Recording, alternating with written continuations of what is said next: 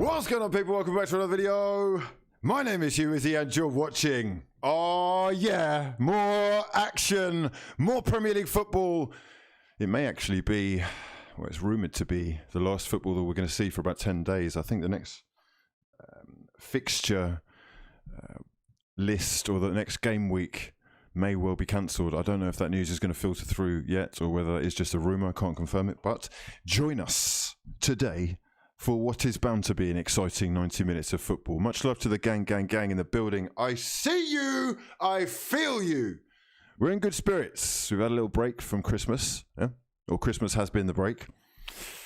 We've got 3 points. We got a win. Oh, beautiful scenes. Beating a big club who spend big money. The taste of being free of fraudulence. Let me know exactly where you're watching from today. Subscribe to the channel if you're new and drop the video a damn like if you breathe oxygen. What's going on here?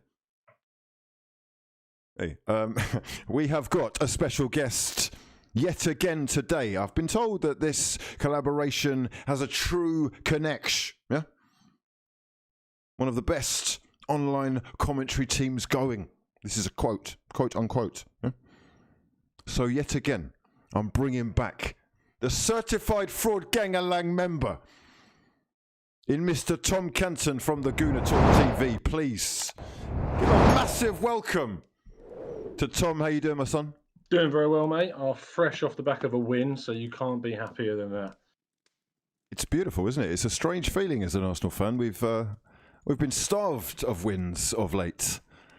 Oh, ridiculously so. Like I almost forgot what it felt like to win. As an Arsenal fan, it's almost treason, the fact that we can't enjoy a win as often as we'd like this season. But if we can get a run going now, that is going to be key to where we finish up this season. And it is a big game today, not only for Arsenal Football Club, but also, of course, for Brighton.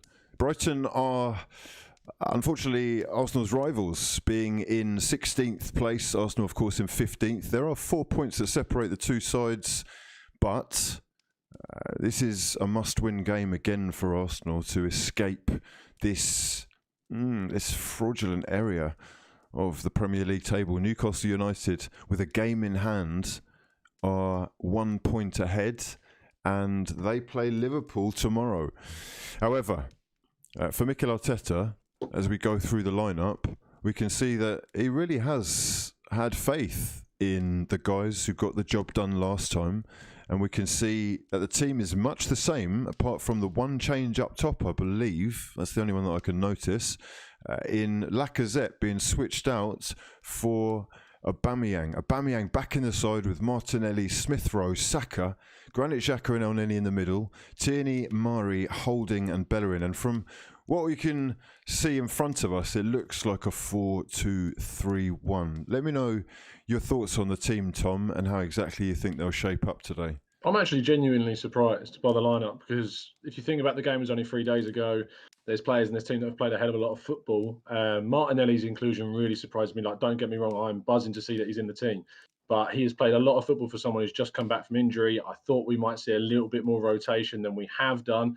Emile Smith-Rowe starting is fantastic. The fact that he was so energetic in the last game. He was crucial to how we wanted to play, how we turned the game around on Chelsea, and we desperately needed him in this game. So it's buzzing to see him start. Aubameyang coming in.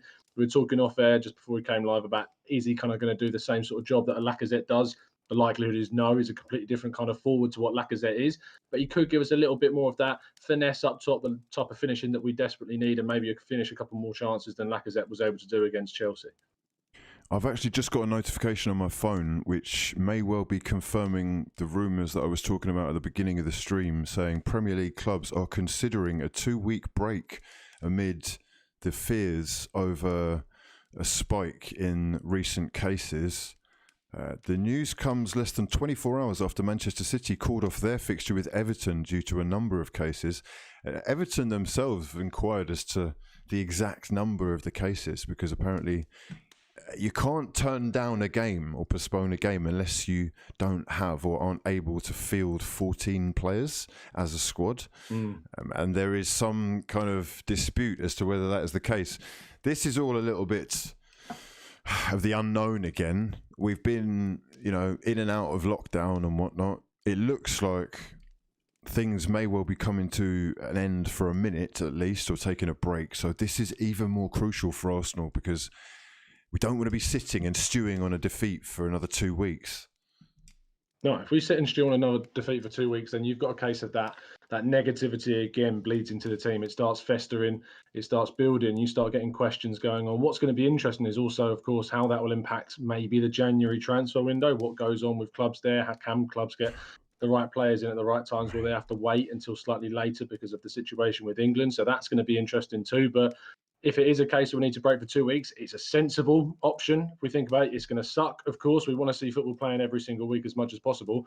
But if taking a 2-week break means that we can kind of have that circuit breaker so that we can get rid of any kind of infections within that 2 weeks so we can carry on after that, that's imperative to the rest of the season. So it could be a sensible move, but just one that we don't want to I would be worried. I would be so worried that Arsenal would use that as an excuse not to get anything done.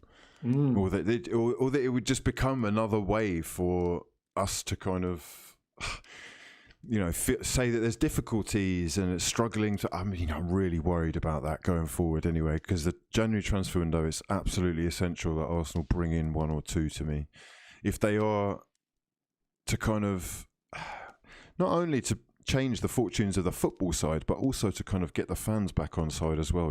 They need a little bit of a kickstart, and we're going to go through a couple of the comments which are talking about some of those rumours. MC saying, how do you feel about the rumours of Julian Brand? This is something that's people have been talking about recently, really. It's quite a new rumour, but it does look like this is something that could be on the cards. Have you got any thoughts on Julian? I think he's arguably the most sensible option we've been linked to besides Buendia so far. He makes a lot more sense to me than Aouar does right now. He would cost less than what Aouar would cost.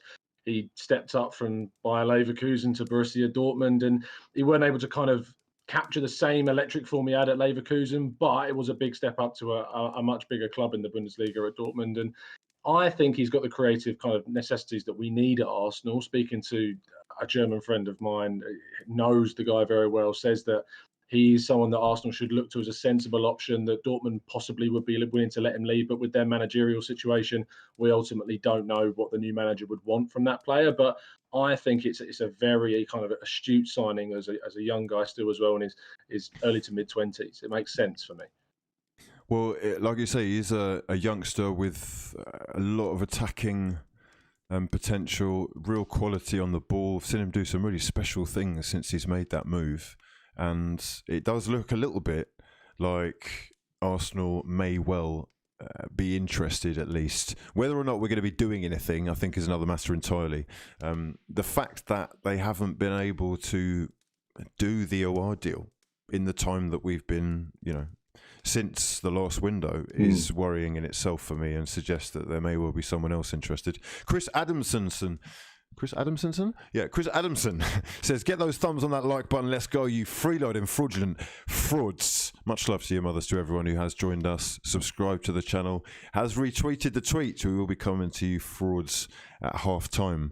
He says he's hoping for a draw as a Newcastle fan. Fraud gang in the building. And Zlatan Made God says, new reports show that Frank Lampard has been the unfortunate victim of a failed radiation poisoning attempt. Looks like Roman's pissed. Wow. So we've got comedy from and Zlatan Made God. That I should just stress that is actually nonsense. And Roman Abramovich, I'm sure, is not trying to do anything bad to Frank Lampard. However, Frank is kind of playing himself out of a job right now. He's losing a lot of favour. Another 2 points dropped yesterday. And I think that is 2 points from their last 4 points from their last 5 games, I'm going to say. So a lot of people are starting to ask questions of him. The fact that so many teams drew over the last couple of days is, for me, a blessing in disguise, because up and down the table we've been given a little bit of a helping hand if we can get this win. The players are taking the knee. We're almost ready. Predictions, Tom? Are you confident about today? Yeah, I'm confident, more so after obviously the win against Chelsea. So I'm just hoping that Aubameyang can put the work in that Lacazette did against Chelsea, and I'm going to go for a cheeky 2-1 victory. Cheeky 2-1 victory from Tom. Get your predictions in the comment section below if you want to line up your stream. We have just kicked off, And Tom, should we do a little time? Yes, I'm on 22, 23, 24, 25. Okay, I'm going to pause mine for 2, 3, 4. And are we on 31? 32, 33, Beautiful. 34. Okay, Love we're in that. time. We've got Mohamed El Neni on the ball. It's Arsenal 0, Brighton and Hove. Well, let's say Brighton and Hove Albion 0, Arsenal 0. Coming to you live. And there are no fans there. I believe Everton and Liverpool are the only two teams in the Premier League who can have any fans in the stadium anymore. So that kind of period of positivity and hope that everyone was going to actually be able to go to a football match is actually over. And from the looks of things, like I was saying before, it looks like we are going to have another game week. Players have been going down left, right and centre, or just people have been coming into contact with people who have tested positive. And you know, safety is of paramount importance, and it's just really putting a scupper in the works. There have been people talking about what do we do if the league doesn't finish again. And whilst last time we'd finished enough games to make sure that we could get some kind of result, I'm not sure that we have this time. So hopefully they've actually put in some kind of, you know, new legislation for if there is a kind of pandemic or disaster, and that we'll be able to get some kind of result either way. But so far, this is Mohamed Pierre-Emerick Aubameyang into the box, has his shot, or I think that was probably a cross actually, blocked. Arsenal's first action going forward. It was a long ball from Rob Holding into Aubameyang. Brighton do play good football. Have you been impressed with what they have done so far this season? Do you think they've been unlucky, or is there something else there? I think Brighton are a decent side that ultimately they've got a very good manager now, of course, in Graham Potter. He's someone that I look at as he's like the new Eddie Howe of the Premier League. Someone who people will think he could do maybe a bigger job than Brighton, but ultimately he's probably about at the right level. And ultimately, some managers are really well suited to the clubs. I mean, you think back to David Moyes at Everton, moved on to Manchester United, and we know how that went down. So I think they've got a really good manager in charge that knows exactly what they need to do with this team. But they've got a lot of players missing from today's lineup. Like you think of Neil Maupay's not playing, Danny Welbeck's not playing. They've got lots of players because they only played 2 days ago. So Arsenal should also be the fittest side in this game and should really be running them ragged. So Izquierdo, I haven't seen feature that much at all this year. I don't know what's happened there. I don't know if he's still there still. It says thigh injury on here. I've got Lallana with a groin injury. Tariq Lamptey will be a massive miss. I really do like the look of him. He's actually been linked to Arsenal recently as well. Yeah, to be a Bellerin replacement. And it makes a lot of sense to go for someone like Lamptey, with Barcelona supposedly interested in Bellerin again. So looking at that kind of deal, a Premier League young player that's already got experience, it's a kind of deal that Arsenal don't often do, and maybe something that they should start doing more often. Now, we have got Hector Bellerin involved right now. He does look like he is he is one of those players who could potentially be used as a make weight, or you know, to bring cash in. And I wouldn't be surprised, because there have been so many links moving him, or rumours linking him away with a move to back to Spain, even Barcelona being interested. I also heard Mustafi was being linked to Barcelona. What's actually going on here? Oh, Barcelona are in an absolute mess right now, to be honest, with their backline. Gerard Piqué's out for a long, long time. They've got a couple of youngsters that they can call on. But with Clement Lenglet, really their only senior, consistently fit centre-back. And then you've got a situation with the other guy who, if I'm trying to think of the other guy is now, but Samuel Umtiti, of course, we've been linked to quite a lot. So it's going to be interesting to see how they kind of deal with that situation. But Mustafi's one of the names that's being linked with them. We've got La Liga experience, used to play at Valencia where we signed him from. So it kind of makes sense. But it's Mustafi at Barcelona, which in itself is quite comedic. I mean, I'm well up for us actually moving on now, to be quite honest with you. There's a few players in the squad who I'd be more than happy to see recycled, as it were. But just to see him linked with Barcelona, it makes me think, hang on, is there actually a player in there? And then I think, no, hang on a second, we've watched him for years. We just can't do that anymore, right? He improved, Barcelona, as didn't you he, say, under are a mess, but he is more than capable. We saw him in that Kostafi partnership with Koscielny in a 22-match unbeaten run. under Unai Emery. Under Unai Emery, who I believe is down today and could be losing his first game for 19 games. They have actually lost 2-0 to Sevilla. So I'm kind of happy about that. The way he was doing so well is making me think, hold on a second. Have we jumped the gun here? Well, it's his team. It's like he did really well at Sevilla, won 3 back-to-back Europa League titles with them. Villarreal are a very decent Spanish side, and he can obviously communicate his ideas much better with speaking the language, which he wasn't able to do here in England. But it's just a case I think of that's the key, man. The communication was so bad. so key. Like, you look at the press conferences and how kind of it didn't really inspire people. When Arteta comes straight in, I know that we've been in a long time since Arteta was appointed, but just that first press conference from Arteta kind of filled everyone with so much more hope with the messages that he was putting across. And Unai Emery lost that connection with the players because he wasn't able to communicate with them at all. Can we do another time check quickly? So I think I might be slightly behind you. Oh yes. Okay. I am on 6:28, 9, 6:31. Oh, I was going off the minutes. Sorry, I'm 1 hour 16, 41, 42, 43. Oh, okay. 44. You're 2 seconds behind. I'll pause. Hold on a second. And can you do it again for me? 47, 49, 50. Oh, you're ahead of me now. It's fine. Like you cut a quarter of a chair leg off. That's what it's going to be.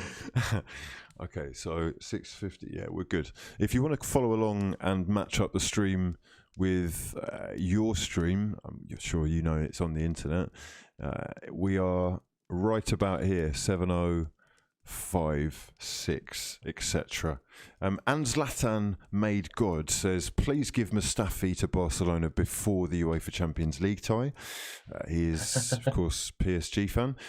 Jacob C says, would you be upset if Chelsea sacked Fat Frank and picked up Thomas Tuchel or Allegri before Arsenal could get them? Arteta is clearly not the future. That's quite interesting. I'll send that one to you, Tom. Would you be upset if we missed out on Thomas Tuchel or Allegri? Do you think those are managers that Arsenal would or should be interested in? Allegri is an interesting, because Allegri is completely different to what Arsenal have had ever before, kind of in a manager. He's very astute. He knows his football inside out. I don't know how he would work outside of Serie A, because as far as my memory serves me, he's not really been at the top game, besides out of Italy, being the old Milan manager, and then more recently Juventus, where he won, I think, back-to-back Serie A titles on 6 or 7 occasions. So it's a massive achievement that he's had with Juve, but that was with Juve. And then you think about Thomas Tuchel. I'm really not a fan of the guy. I don't think ultimately he's someone. Why? I'm really not. I just think that he didn't really improve PSG from where they were when he took over from, I believe it was Unai Emery, in fact. He again didn't end up dealing with the big personality. He dealt with them better than Emery, but still kind of struggled with Neymar and Mbappe. And they sit third currently in Liga behind Lille and Lyon, who they lost to 1-0 at home.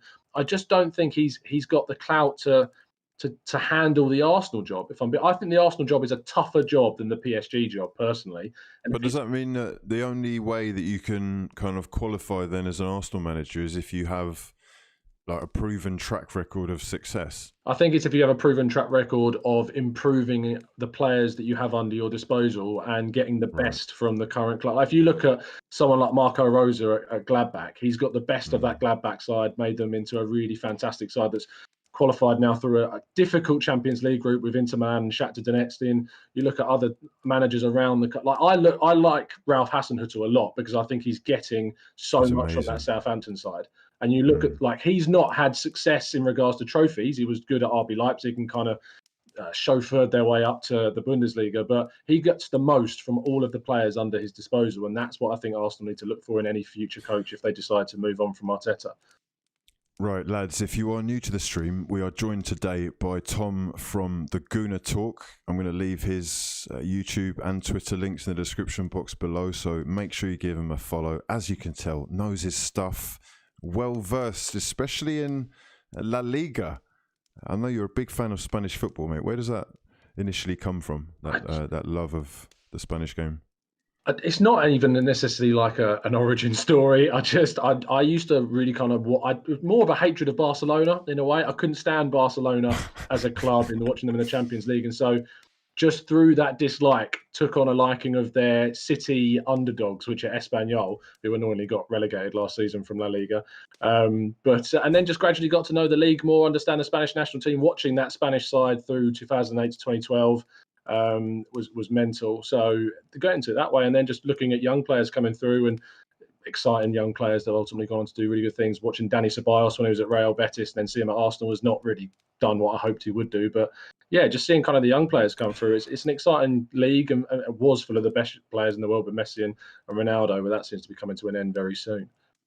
Just to give you some updates on the game, Brighton currently in Arsenal's final third and creating a little opening for, who was that? Jahan Bakash? Or... I think so, yeah.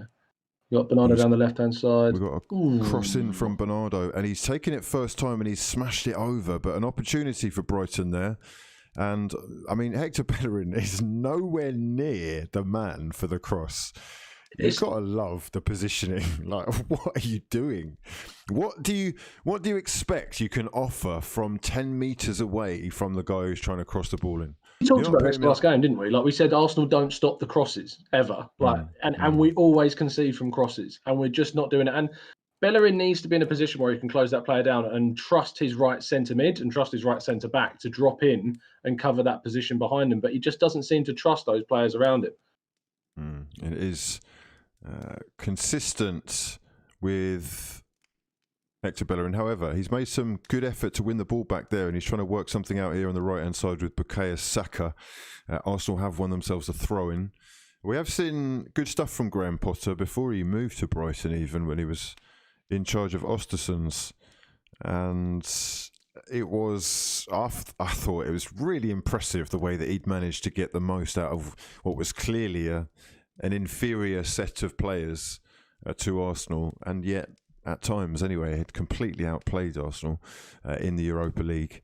And I really do like the way that they play. However, points are what is truly important right now, and they have been on the wrong end mostly this season, hence why this is a 15th and 16th position clash. Jacob Aldrich saying Arteta is a better footballing mind than Tuchel and Allegri. He just needs more time. If Arteta managed any top team in Spain, he would be flying right now. That's an interesting one. What do you reckon about that? I don't know. Ultimately, this is his first job.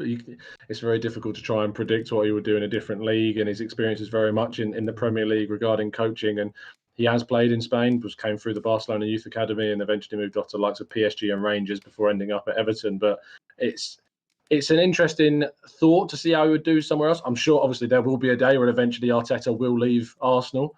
But to see where he goes after us will be very interesting. If he does go abroad, it'd be interesting to see how he does.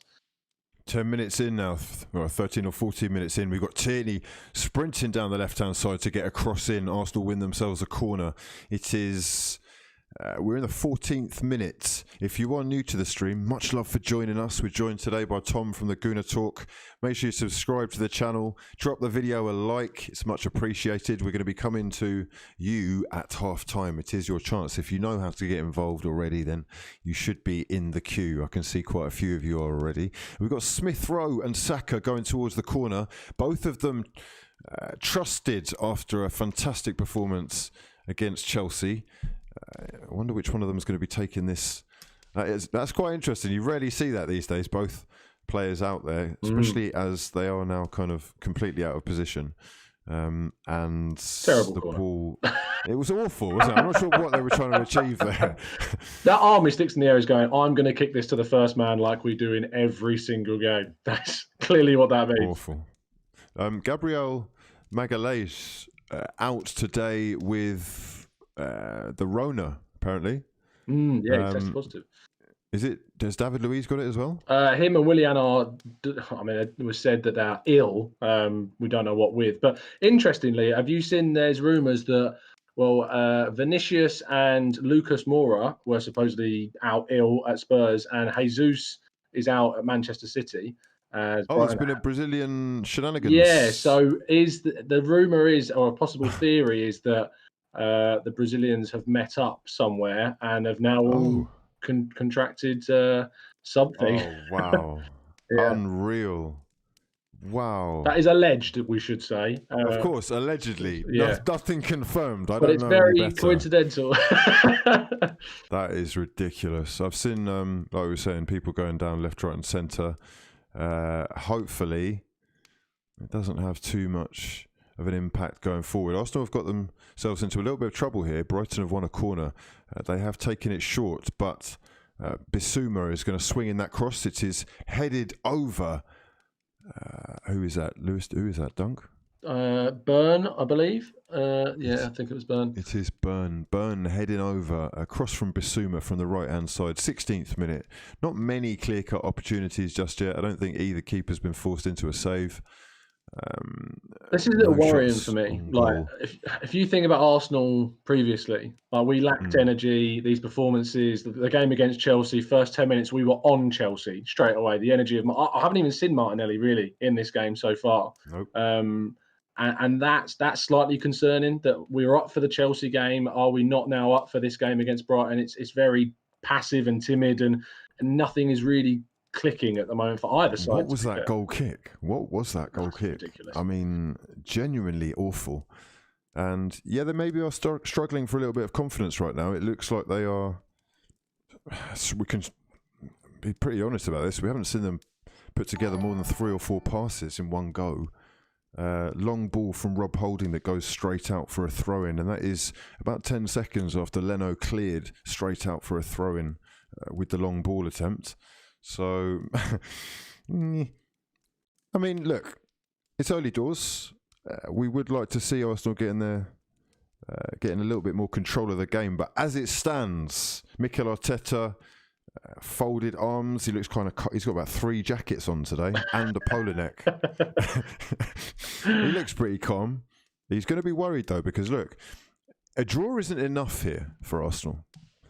A draw actually keeps them in this perilous position of it's just nothing, isn't it? I don't think it's quite relegation, but a loss here, and it is. Bearing in mind that Burnley have 2 games in hand and are playing Sheffield United right now, and that is a game that they will expect to win. It's going to be interesting to see that result. If Sheffield United win that, perhaps they can turn things around themselves. If they were to lose to Burnley, Arsenal are stuck in the mud. And the Chelsea game is going to mean absolutely nothing if we can't get points from this one. It will be looked upon as just an anomalous result in a really bad run. And that's why you need to pick up these results back to back. If you don't pick them up in succession, you have a situation whereby the fans just keep going through this mill of confusion and doubt. And you need to string these results together. And the early stages, as we say, is early in the game. But I've just got that feeling of those Arsenal games we've been watching right now, the feeling around kind of lacking in ideas. Interestingly, with Aubameyang on the pitch over Lacazette, whether how much that has an impact in the start, because Lacazette was very high pressing that Chelsea backline at the start of that game. Has Aubameyang done that in this game so far? We'll keep an eye on it, but it's strange to see how different in a performance it is already. There's a very late challenge in there from Davy Proper, I believe, on Granit Xhaka. He's actually stamped on his leg. On his ankle. That's a yellow minimum. Yeah. That's a yellow minimum, man. Why is that not a card? Really, that was a very late challenge on Xhaka. And for Xhaka to get there first and go down in the way that he did, I would have expected it to be a yellow. However, we move. It is Bissouma who's going to bring things out for Brighton. 20 minutes. We're into the 20th minute. If you are joining us now, you can line up your stream with the time that is up here. Beautiful scenes. For Arsenal, we're trying to make things connect with Granit Xhaka and Smith Rowe doing a nice little 1-2 to free some space for the Swiss captain. Who is the captain today? Has Bellerin kept it? I think Bellerin must be. Oh, Aubameyang will be when he's up. Aubameyang got it again? Yeah, okay, I imagine that Aubameyang will. What do you think about the I mean, I know that you think the captain's kind of role has changed, but Aubameyang as captain, is he a good captain? Is Aubameyang a leader? Arguably, no. I mean, you saw the interview that we had as we tried to work something down the left, but it comes to nothing. But Aubameyang as a leader just is not the type. He's an introverted guy. He's not someone that is going to be very vocal on the pitch. He talked about in an interview how he kind of internalizes things, and when things aren't going well, he just kind of works on himself. When a leader is someone that needs to drag this team forward, you look at players like Tierney, you look at players like Gabriel Martinelli.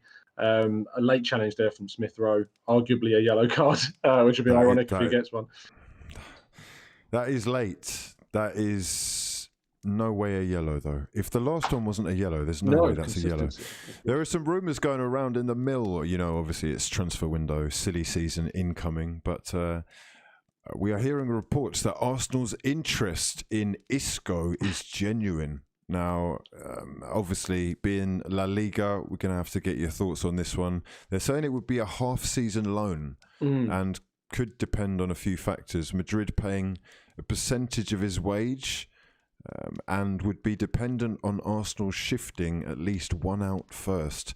What do you think about this? I've heard a lot of people saying that Isco is finished. Is he the player that he was, firstly, I guess, once upon a time? Could he offer Arsenal anything? And do you reckon there's any chance of that actually happening?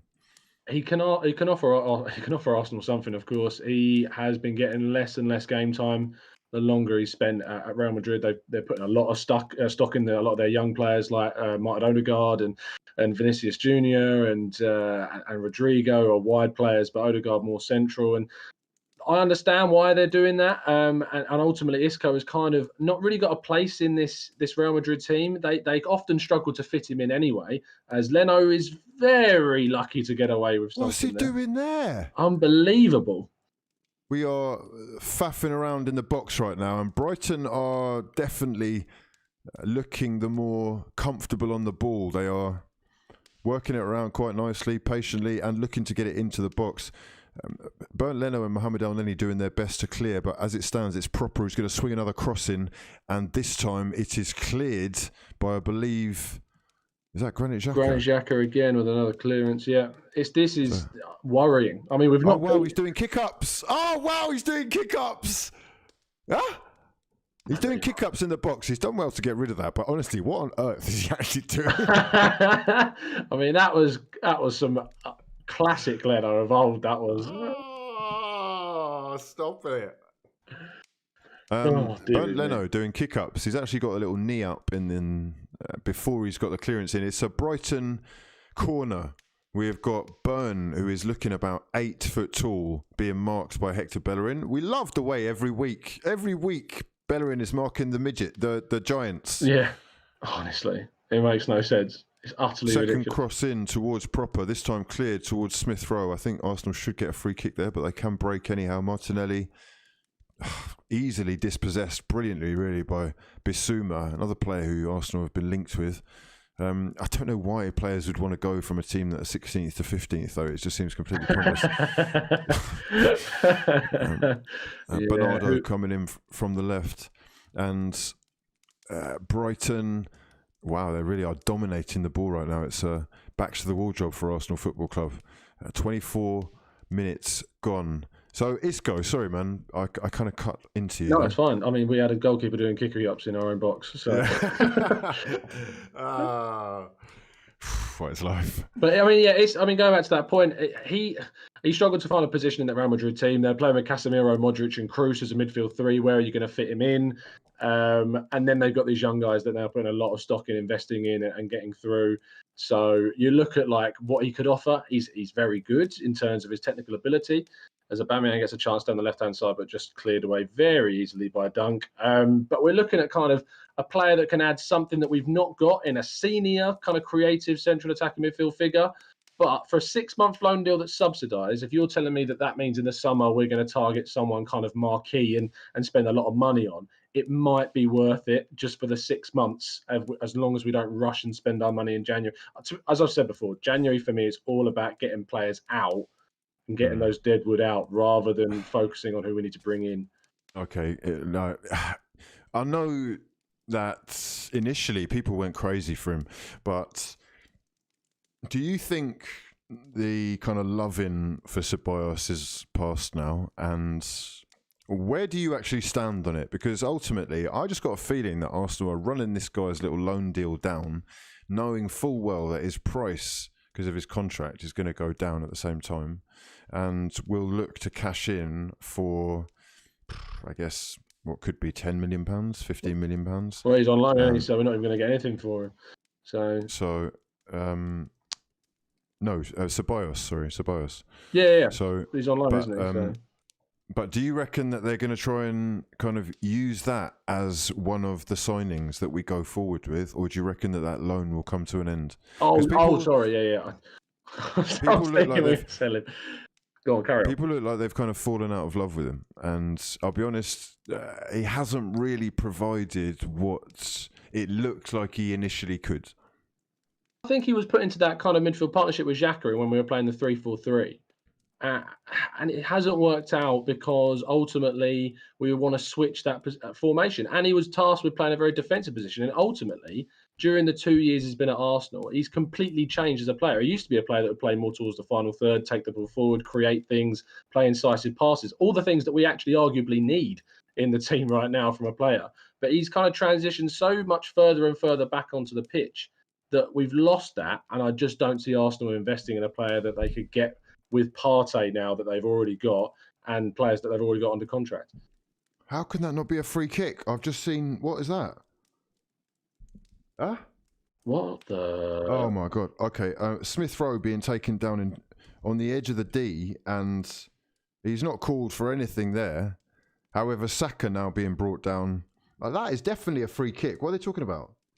That's a free kick in the most amazing position. Yeah. With a foul from Velman on Smith Rowe.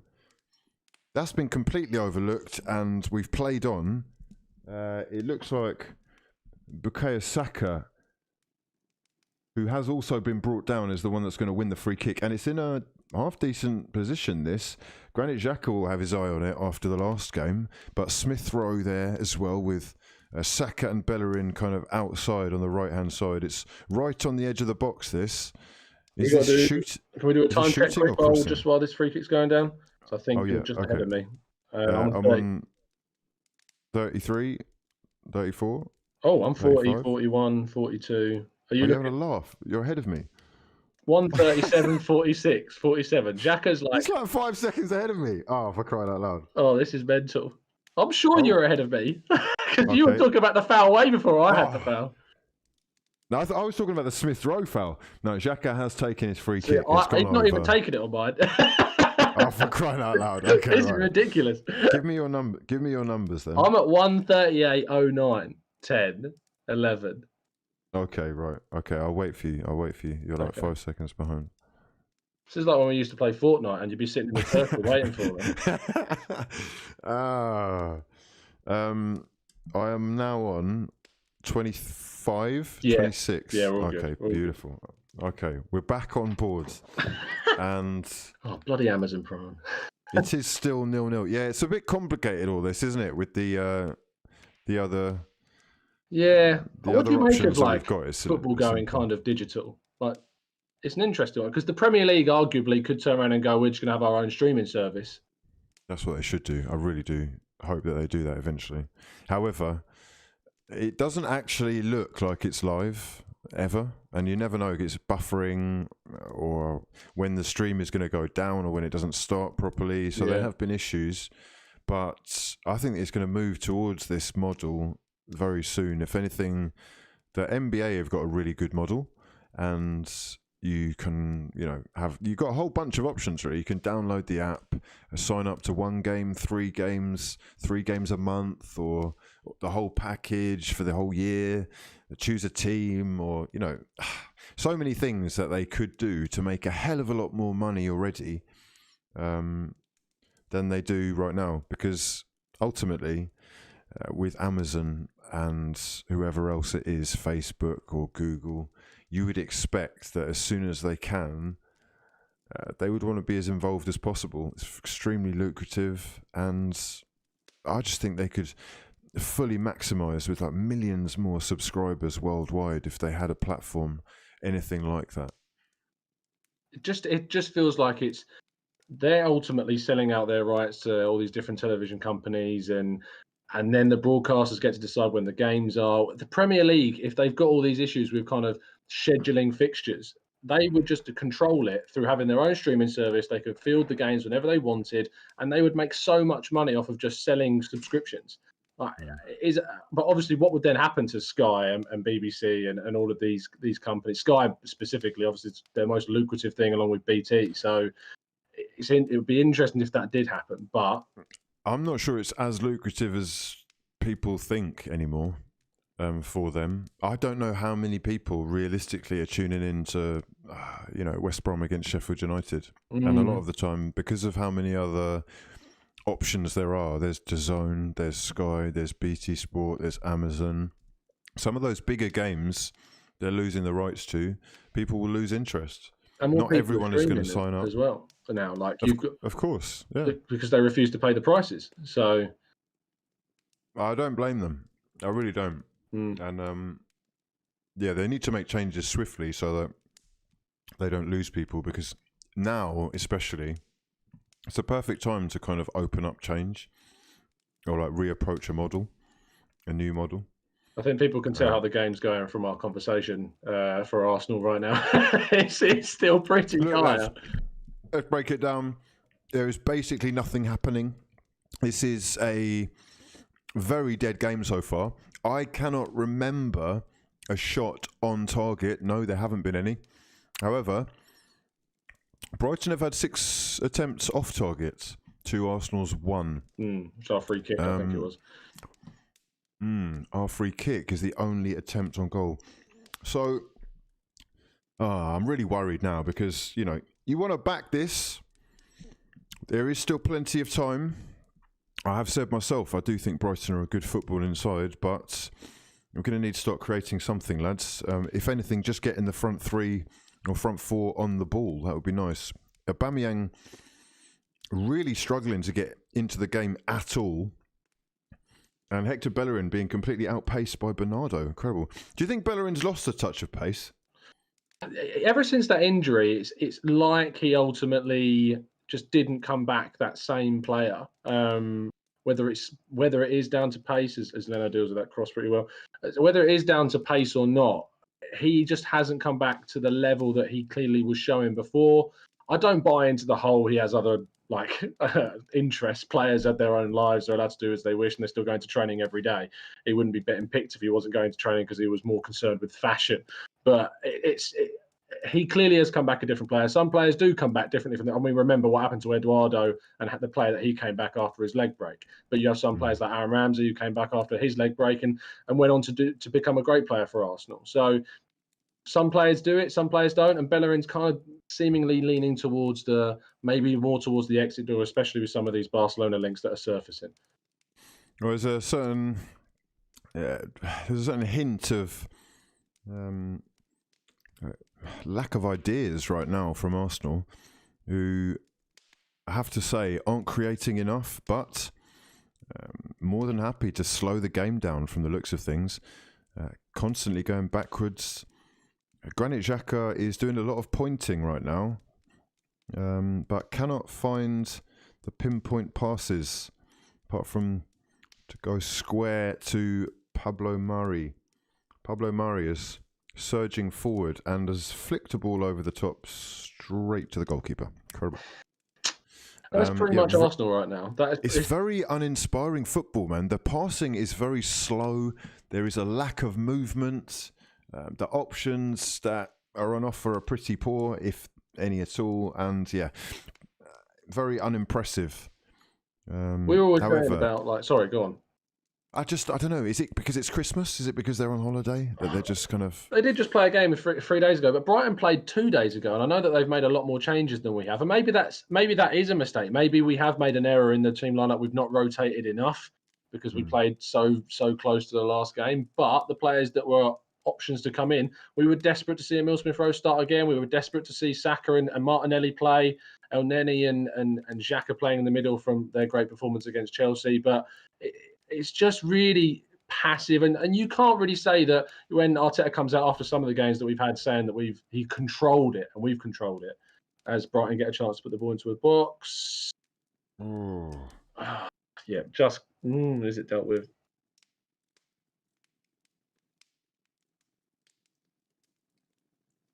It's just really passive from Arsenal right now. Really, really passive. Arsenal are actually right now in a little bit of trouble. Brighton and Hove Albion pumping the ball in and around the box, looking for that little layoff. And yeah, I'm kind of tired of watching us in our own half, chasing Brighton around. Mohamed El Neni trying to bring the ball out from the back. And he's actually done a back pass into... Oh my God. What? Have you just seen that? Yeah. Again, this is kind of El Neni being the player that we have worries about. Like he's able to kind of coast through games at times, but he's always got a little bit of a mistake. And there he just gives the ball straight to, I believe it was Davy Proper. Unbelievable again from Arsenal trying to deal with these situations. It's just not got their head screwed on again, and it's really concerning at this stage. El Neni actually passing in the final third when he is the last man. He is basically the last man, passing it square into the path of McAllister.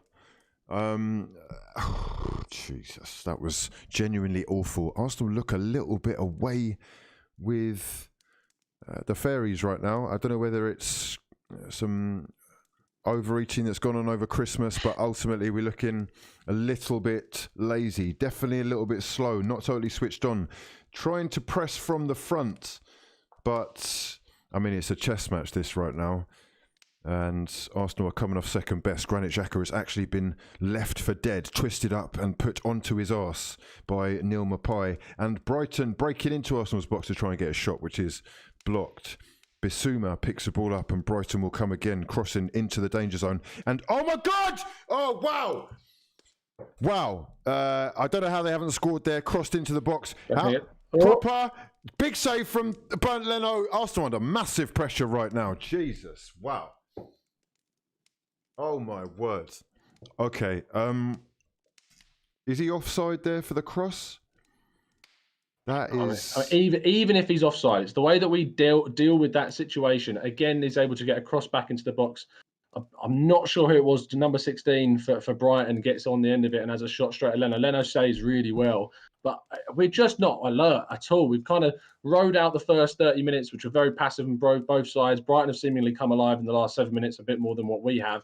And we're not dealing with the defensive side of things, and we're making problems for ourselves.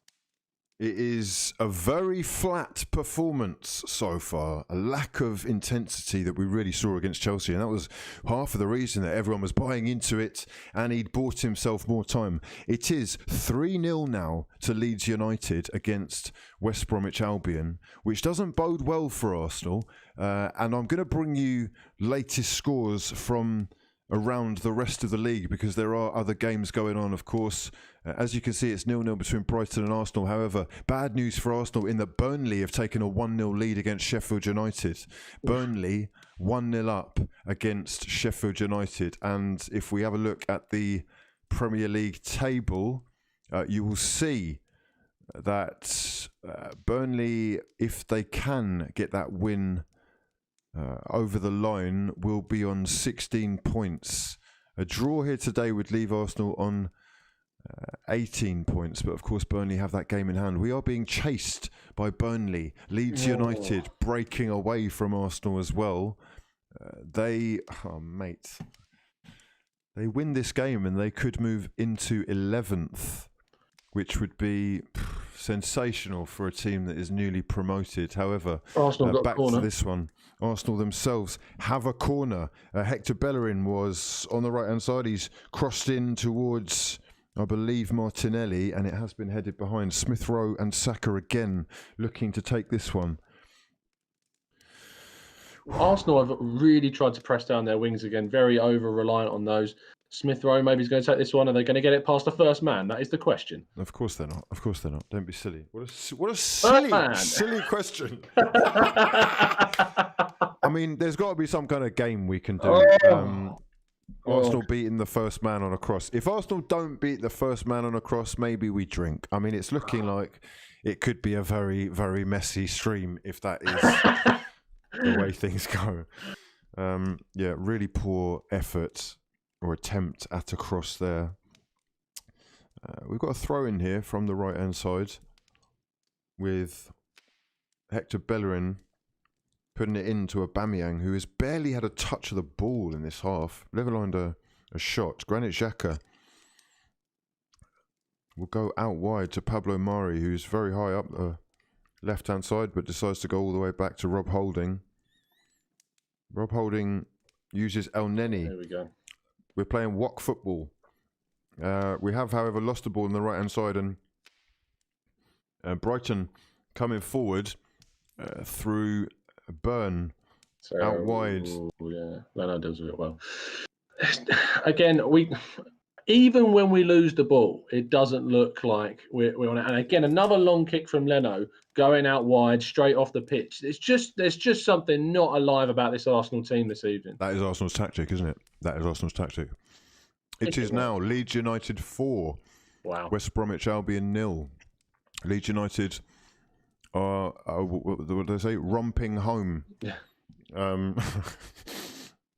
We have got Alioski, Harrison, Rodrigo, and an own goal from Sawyers, all in the first half. So Leeds United 4-0 up against West Brom. Arsenal genuinely haven't had 4 shots. So, yeah, Arsenal have had one. Well, it was the free kick. I'm not even going to call that. It's not a shot, is it? Is it a shot? No. Well, a shot?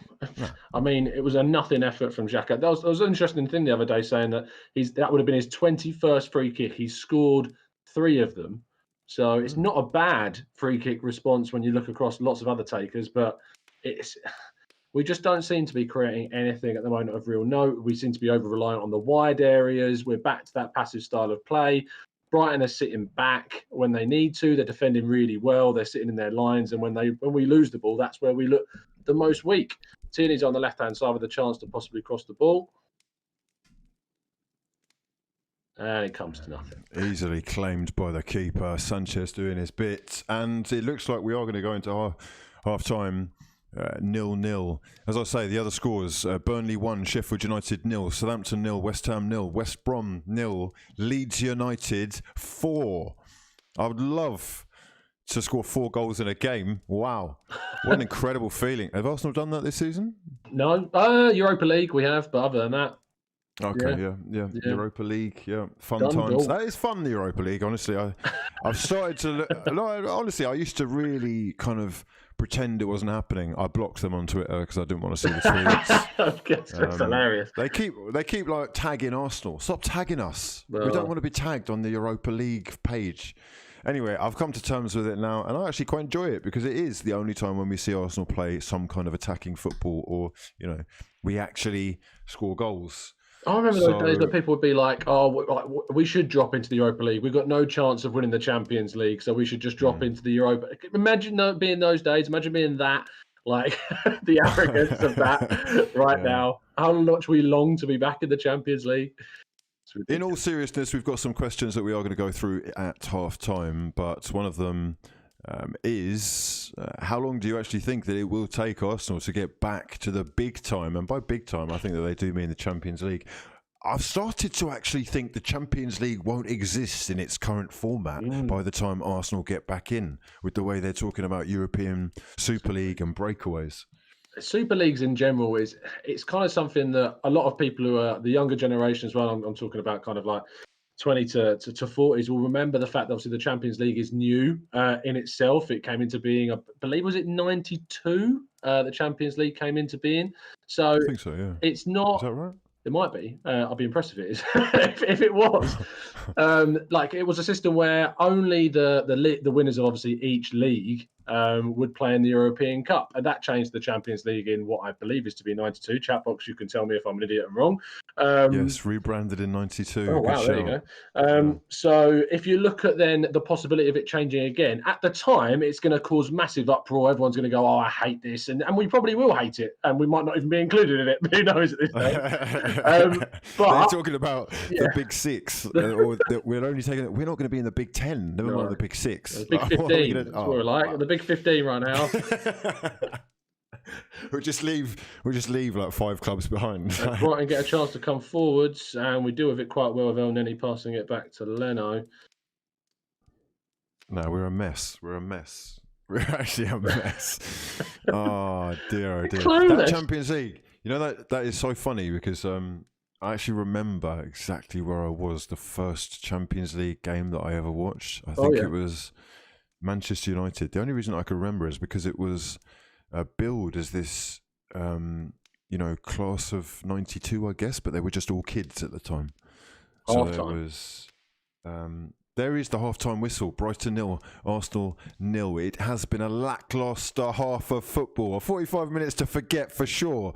We have had no shots on target. We've actually had no shots from open play, even off target. So let us know your thoughts in the comment section below. Please do get into the Discord if you want to join the call. We're going to do half-time calls. We'll get a couple of the fraud gang on. Let us know exactly what you think of the game so far. Really and truly, I don't even need to ask your thoughts. I can see, mate. It's totally uninspiring, isn't it? It's terrible. Like this is Arsenal again. Like, have we learned nothing from that game that we had against Chelsea? Is the intensity gone? Is the belief gone? It's the same lineup by one player. So it's not a case of like. And to be fair to Arteta, a lot of the criticism of Arteta was that he was picking the same players. There's no Willian in this team. There's no Pepe in this team. There's no Luiz in this team. Xhaka is obviously playing. We know that, but we haven't got too much choice bar Dani Ceballos to play in midfield. It's the same group of players bar Lacazette that played against Chelsea. Does this for you then kind of nullify maybe that argument of saying that Arteta's making consistent mistakes with the lineup? He can't be trusted to keep picking the players like Willian over and over again, because even without players like Willian, these performances are still coming through. We look like we are back to the basics of Arteta ball, walk football, side-to-side stuff, and it has been a total lack of the energy and aggression that I saw in the Chelsea game that really turned me back onto it. And what I'm starting to think right now, and I hope to be proven wrong at the end of the second half, is it looks a little bit like he's been forced into making those changes because of the illnesses, the injuries, that the youngsters have done their thing. And because of the way that they've performed, he probably feels he can't make changes back. We've also got the injuries or illnesses, I should say, to David Luiz, Willian, who I have to say I just kind of expect to start every game for Arsenal now. And it certainly hasn't been anything like what we saw against Chelsea, where we were pretty intent on causing as many problems as possible. In this game, the setup is slightly different with Brighton. I've got a comment here from Stephen Webster, who says, poor first half, but in fairness, Brighton have set up with no strikers and a 5-4-1. What do you think about that? Do you remember the last team that did that to us? It was Leicester when they decided to play Harvey Barnes up front, and they sat back for the entire game and then brought Jamie Vardy on at the end, which they could deal with a Neil Maupay or ironically a Danny Welbeck, and then nick a win at the end. But we're not even dominating this game like we dominated the start of the Leicester game at all. Welbeck's on the bench. Yeah, Welbeck's on the bench. Oh no! That guy. Oh good God, I can't deal with that. I can't deal with that. I've got a message here from Fraud Gang member Spark. How you doing, mates? Who says, Hugh, Arsenal had an XG in that half of 0.05.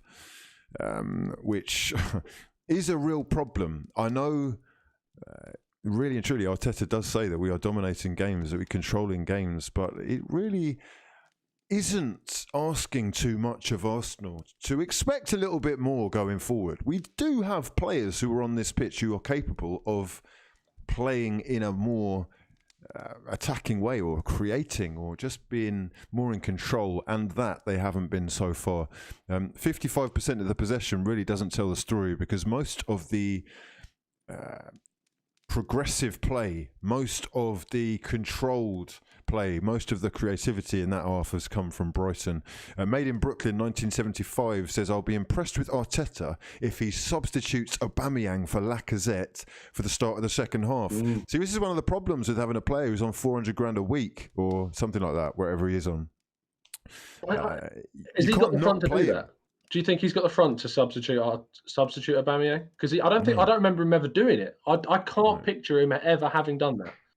You don't substitute the captain and the highest paid player and your most proven goal scorer when you desperately need goals. He needs goals. He will need confidence as well. He has been very quiet, as Ahmed Al-Sadiq says. Tom Snack says, mistake starting Aubameyang instead of Lacazette. Emil Smith-Rowe is amazing. DBX says, need to speed the passing up. It's too passive at the moment. Jacob C says, I'm seeing rumours about Diego Costa to Arsenal. Oh, God. I've got to tell you, Spain is just as culpable as England is on April Fool's Day on the 28th of December. So just try and take anything that you hear coming out of Spain or anything to do with like Spanish rumours from the 28th of December with a pinch of salt, lads. Diego Costa has scored, I'm going to say, is it 16 goals in 3 years? Yeah, in 61 La Liga appearances. 16. Lads, just forget it. If you're actually entertaining that, please wake up. Football's moved on and we need to as well. You genuinely are asking for another Chelsea retiree. Think, please, think. Anyhow, Jacob, I'm sure that was banter. Michael Shelex says, will BFS save WBA? BFS, I'm going to presume, is Big Fat Sam. And I've never actually seen that, so I'm guessing. But WBA will be West Brom. Unfortunately, as we were saying beforehand, well, not unfortunately, it is just how it is. As it stands, West Bromwich Albion and Big Sam are 4-0 down to Leeds United, and it looks like that one is going to be done and dusted before the second half even kicks off. The other scores: Burnley 1, Sheffield United 0, Southampton 0, West Ham 0. Sakar Kapoor says, hey Wizzy, hello mate, how you doing? How far along do you think your club is from mine, i.e. Manchester United? I reckon it will take Arsenal 3 windows to consistently challenge for top 4. Well, listen, mate, I've got to break it down for you. Arsenal have actually finished ahead of Manchester United in 5 of the last, 7 seasons.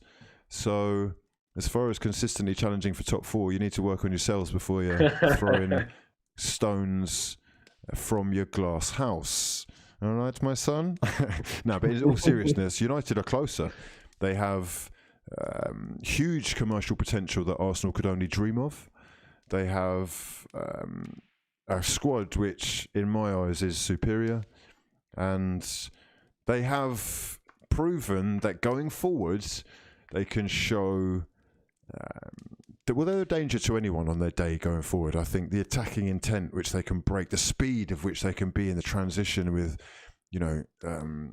all of those guys, Rashford and Martial and Bruno, who's been on fire, is something that Arsenal still will need a few windows to catch up to. However, you know what the score was, don't you, mate? Old Trafford, 14 years a slave. We were freed. I'm free at last. 1-0 to the Os. Thank you very much. Aubameyang actually scored that day. Wow. Tell me how it feels. Yes. I will not be out-bantered by United fans. Yeah? Okay, then. Anyhow, second half. Any changes we're going to be looking for specifically from Mikel Arteta or Arsenal?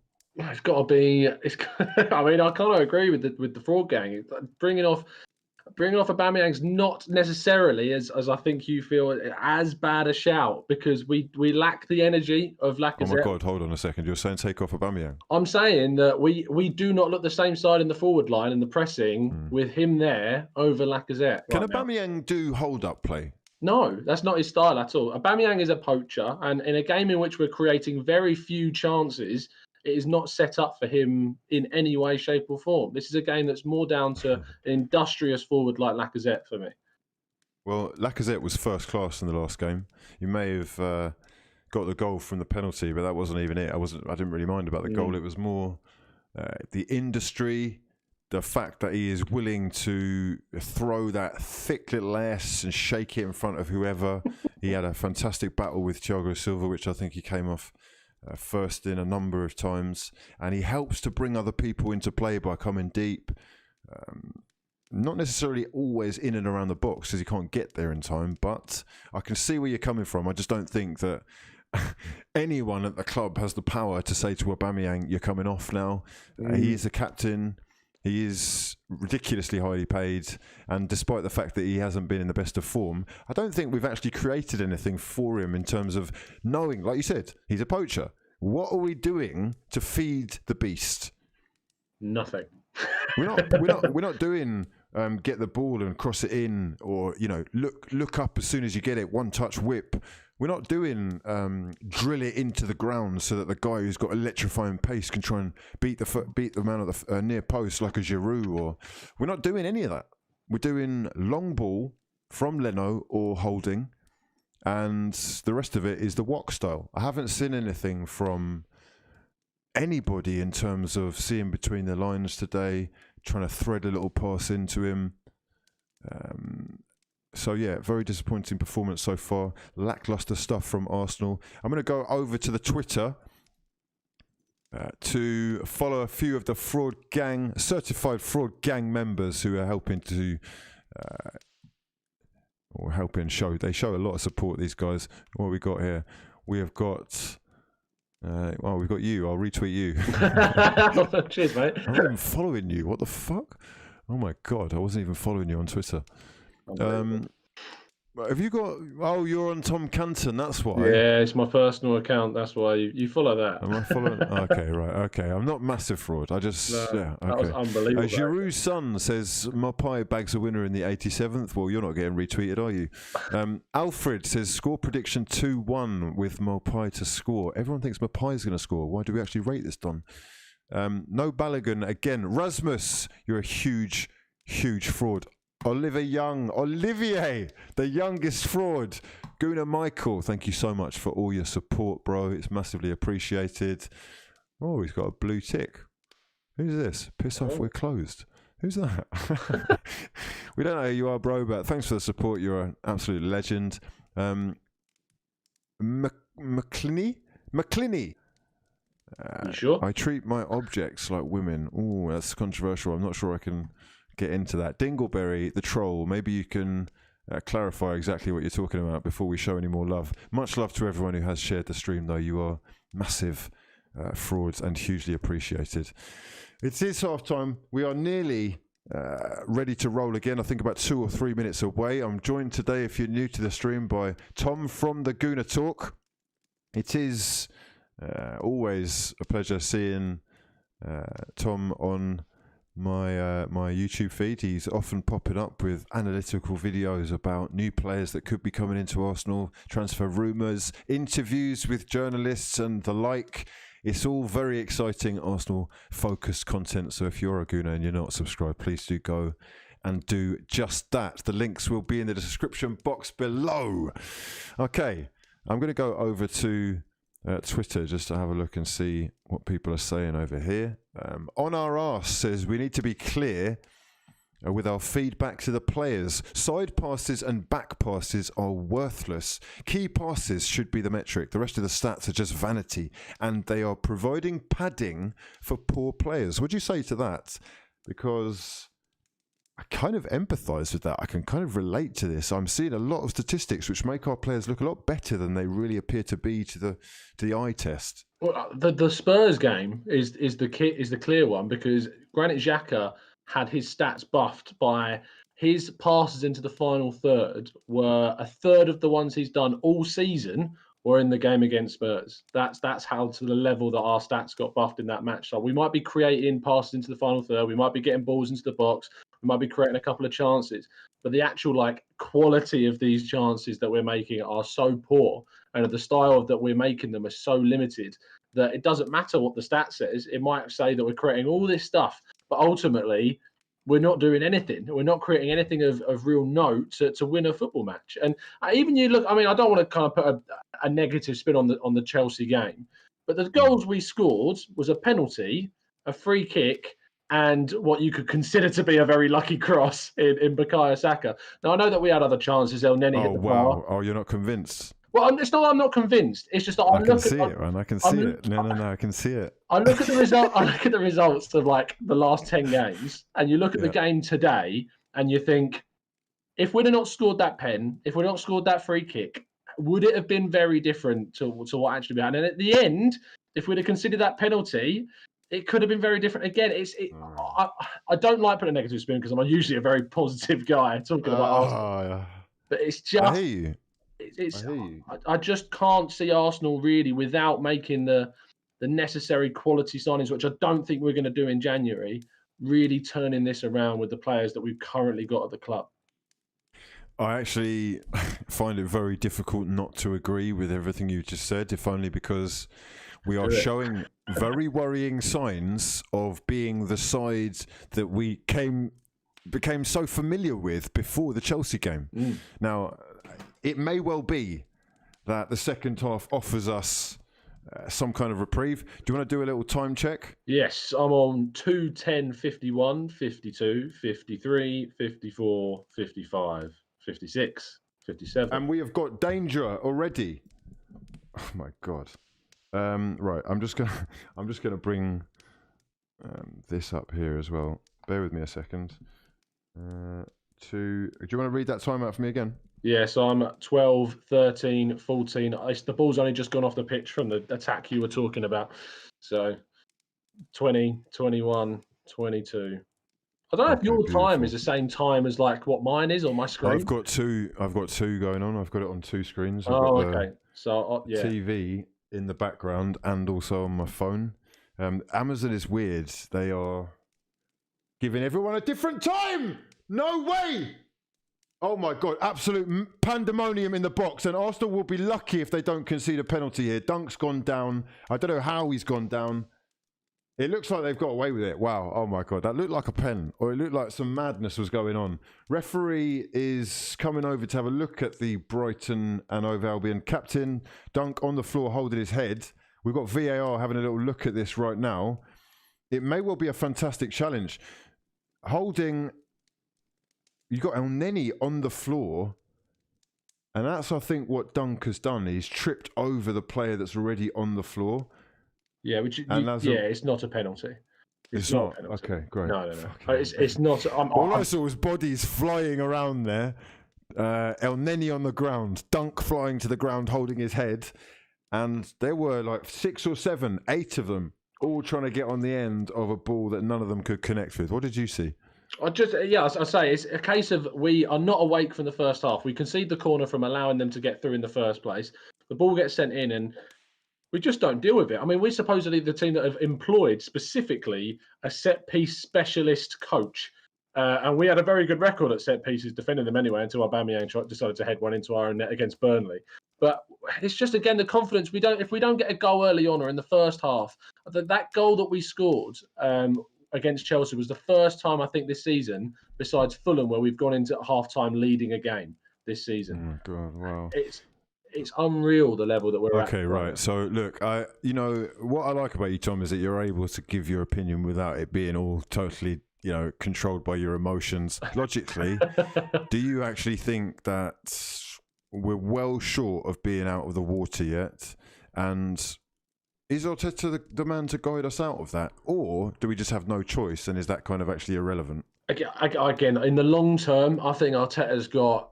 There's hope with him to that he's a new manager. He's gradually improving. He's got a massive project and challenge at the club, but it doesn't matter about the long term if the short term keeps on suffering over and over again. You can only deal with the short term for so long, and if you keep losing games, you can't sack the team. That no matter how bad your team is, you can't sack all 25 players.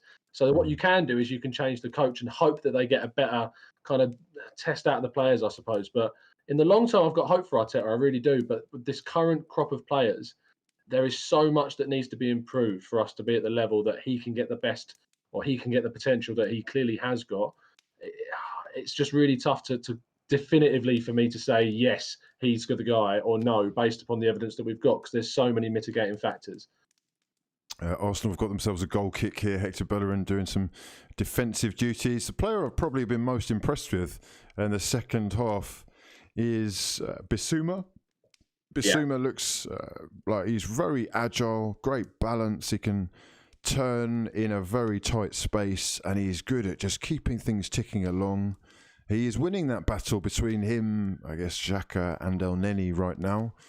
A lot of players trying to press him, put him under pressure, but so far he has freed himself of all of that attention and been able to keep things ticking. He is probably available for not an outrageous fee. Is that?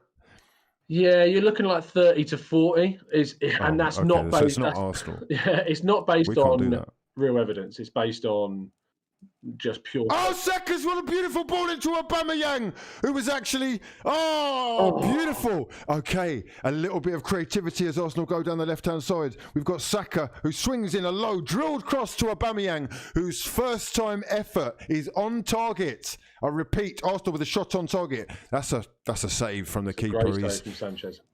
He has got his knee in.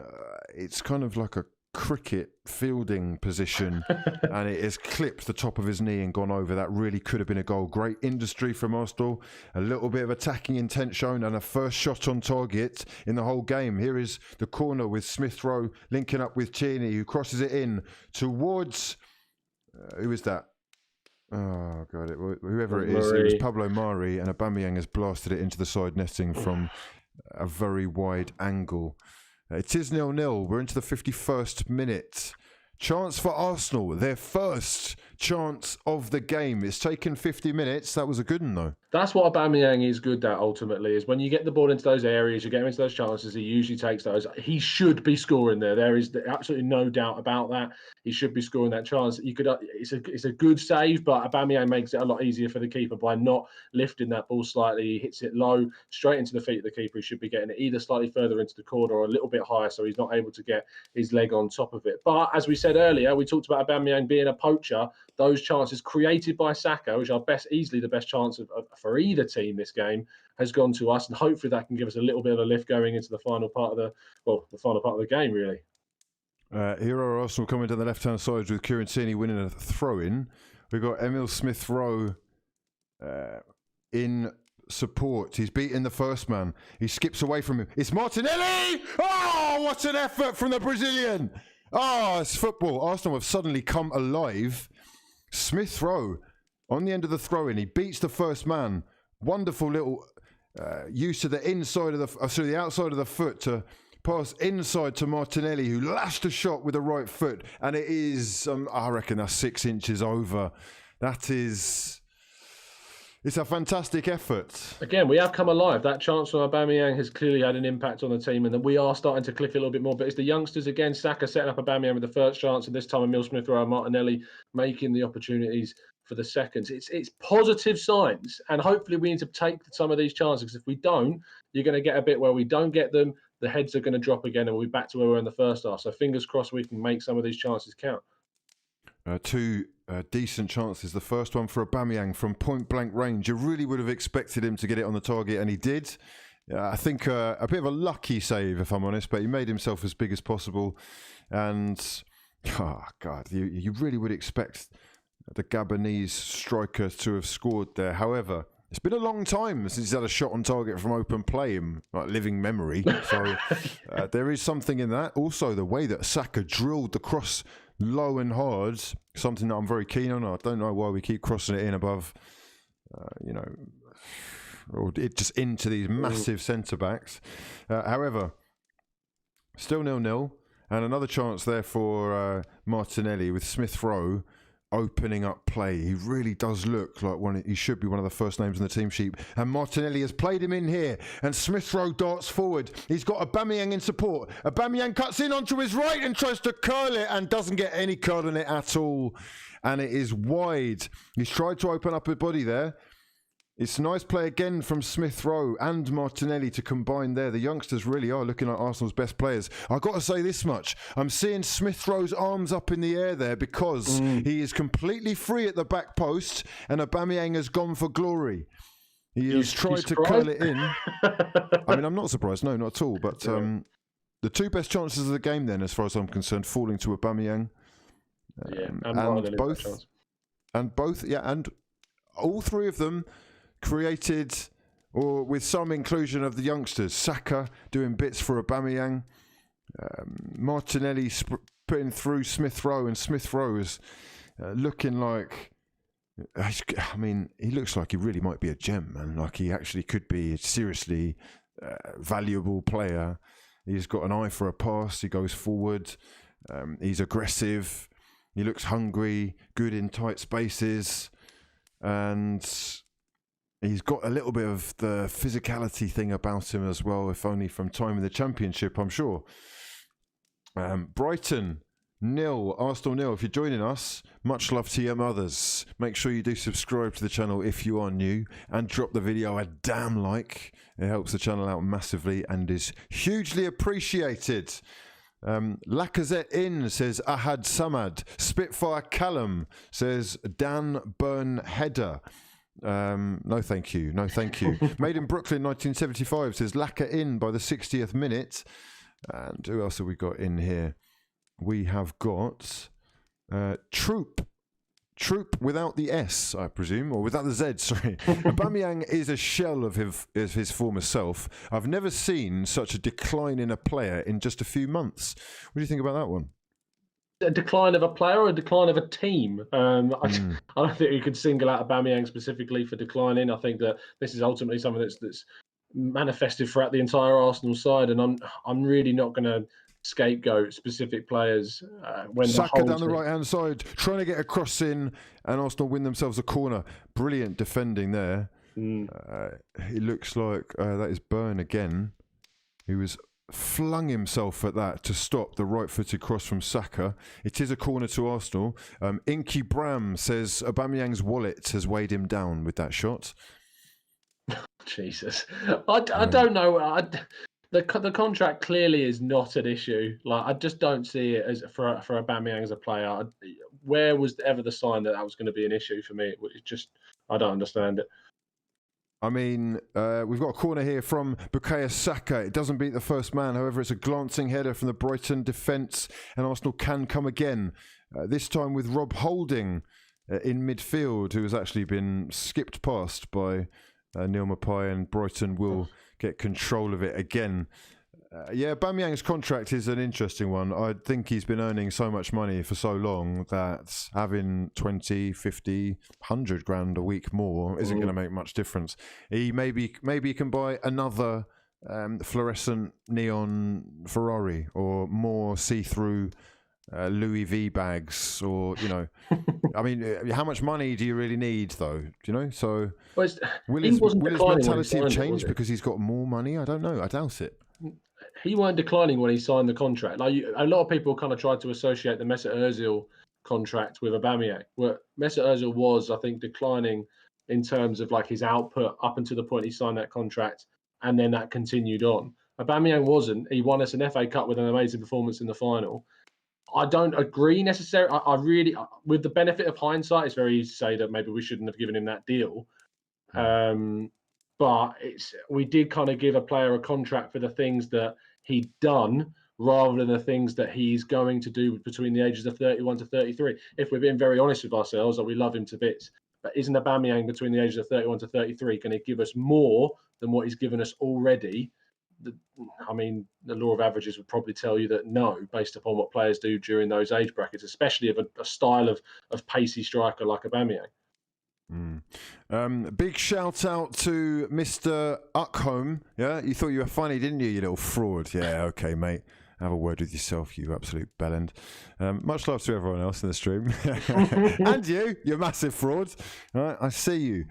Asia Liverpool says, surely this should be the end of the fake manager experiment. You need a real manager in the top flight. And it is Aubameyang, who is dominating the comments though. Aubameyang's underlying stats clearly show a decline, says Koa Nguyen. Rookie Rook says, I don't care. Aubameyang's fraudulence level is at amber right now. And Evan McGee, hope you're doing well, mate. Much love for getting involved again. He says, my guess is Martinelli finally gets a shot in the back of the net if Aubameyang passes. Right now, we're looking at Lewis Dunk bringing down Emil Smith-Rowe with a tug of the shirt. Is that going to be a yellow card, do we reckon? They were. He has given a yellow card for it, yeah. He has indeed. Lewis Dunk booked in the 59th minute as Emil Smith-Rowe wins a free kick for Arsenal in a half-decent position. We're on the right-hand side, looking like Bukayo Saka or Smith-Rowe himself could swing it into the danger zone. We've got Xhaka Murray. Oh, of course, yeah. Let's get ready to drink. Incredible. Smith-Rowe and Saka. Can we beat the first man? Arsenal head on this, please. 0-0 still in the... Well, we've just got about an hour gone, so I would expect changes to be happening in the next 10 minutes. We got... What's going on here? We got a little bit of argy-bargy. We're just waiting for something to happen. Right, we're ready to go. It is Saka to swing it in. It's Arsenal... that's come off someone's back, and it has just popped up to the goalkeeper, who clasps it, and... Who is that? It's Granit Xhaka. It's come off his back. It's gone straight up in the air, claimed by the goalkeeper, and we move. 0-0. Mate, it's been an absolute... Like, if you've just signed... Imagine there will be people that have signed up for... Amazon, for this. For this service. For this. Incredible. There is a fantastic ball into Bukayo Saka, though. He's beaten his man, and he is into the... he's into the box. That's brilliant defending, really, by...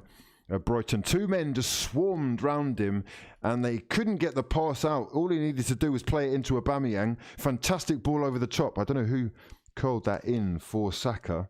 I think it was Bellerin. Saka.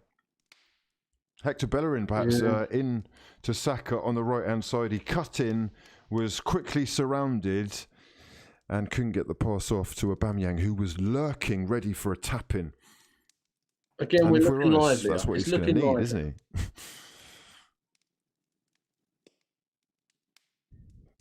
Go on, mate, what are you saying? I was going to say, it's looking livelier now. We're making chances. With the bigger chances are falling to us now, and hopefully we can, as I say, take one. But it's been the start of the second half has been more Arsenal than Brighton. They had one chance where obviously there was a penalty shout, but besides that, it has been mostly us. Clearly, Arteta has said something at half time. It's got into them, and there has been a bit of a reaction. We just need to take a chance soon before, as I say, the mood drops in the camp again, and we can't get it back. Pop77 says Lacazette scored just one penalty and now you all want him in. You all forget the times he missed. Tom Stevenson says flatulence, not fraudulence. I mean, flatulence actually suggests free-flowing ability. This is not free-flowing. It has been sporadic as far as what we've seen that's good from Arsenal so far, but it has been more positive than the first half, so let's just cling on to that. Smith-Rowe, Martinelli, Saka are all involved in little pieces. Aubameyang's had a shot on target. Martinelli's had a shot that came close to being on target, but it is now Brighton in Arsenal's final third. We have got number 34, Veltman, swinging across in towards... Oh my God, Neil Mapai, who has gone down under the challenge of El Neni. It is going to be swung in again. Nothing. El Neni can, with Tierney, clear, but Brighton are back on the attack straight away. 63rd minute of play. We've got Bernardo on the left-hand side playing a 1-2 with Gross. Arsenal really struggling to get the ball, and I've got every man apart from Aubameyang behind it right now. Saka beaten to the ball there, and it's going to be a Brighton free kick. Are you up for any changes now, man? It's a really tough one because we're creating chances now, and this is a little storm for Brighton that we've got to kind of weather. But if you're going to make a change, the obvious one would be Lacazette to bring on a little bit more energy. But based upon Aubameyang's kind of brightness at the start of the second half, you probably wouldn't make a change at this point.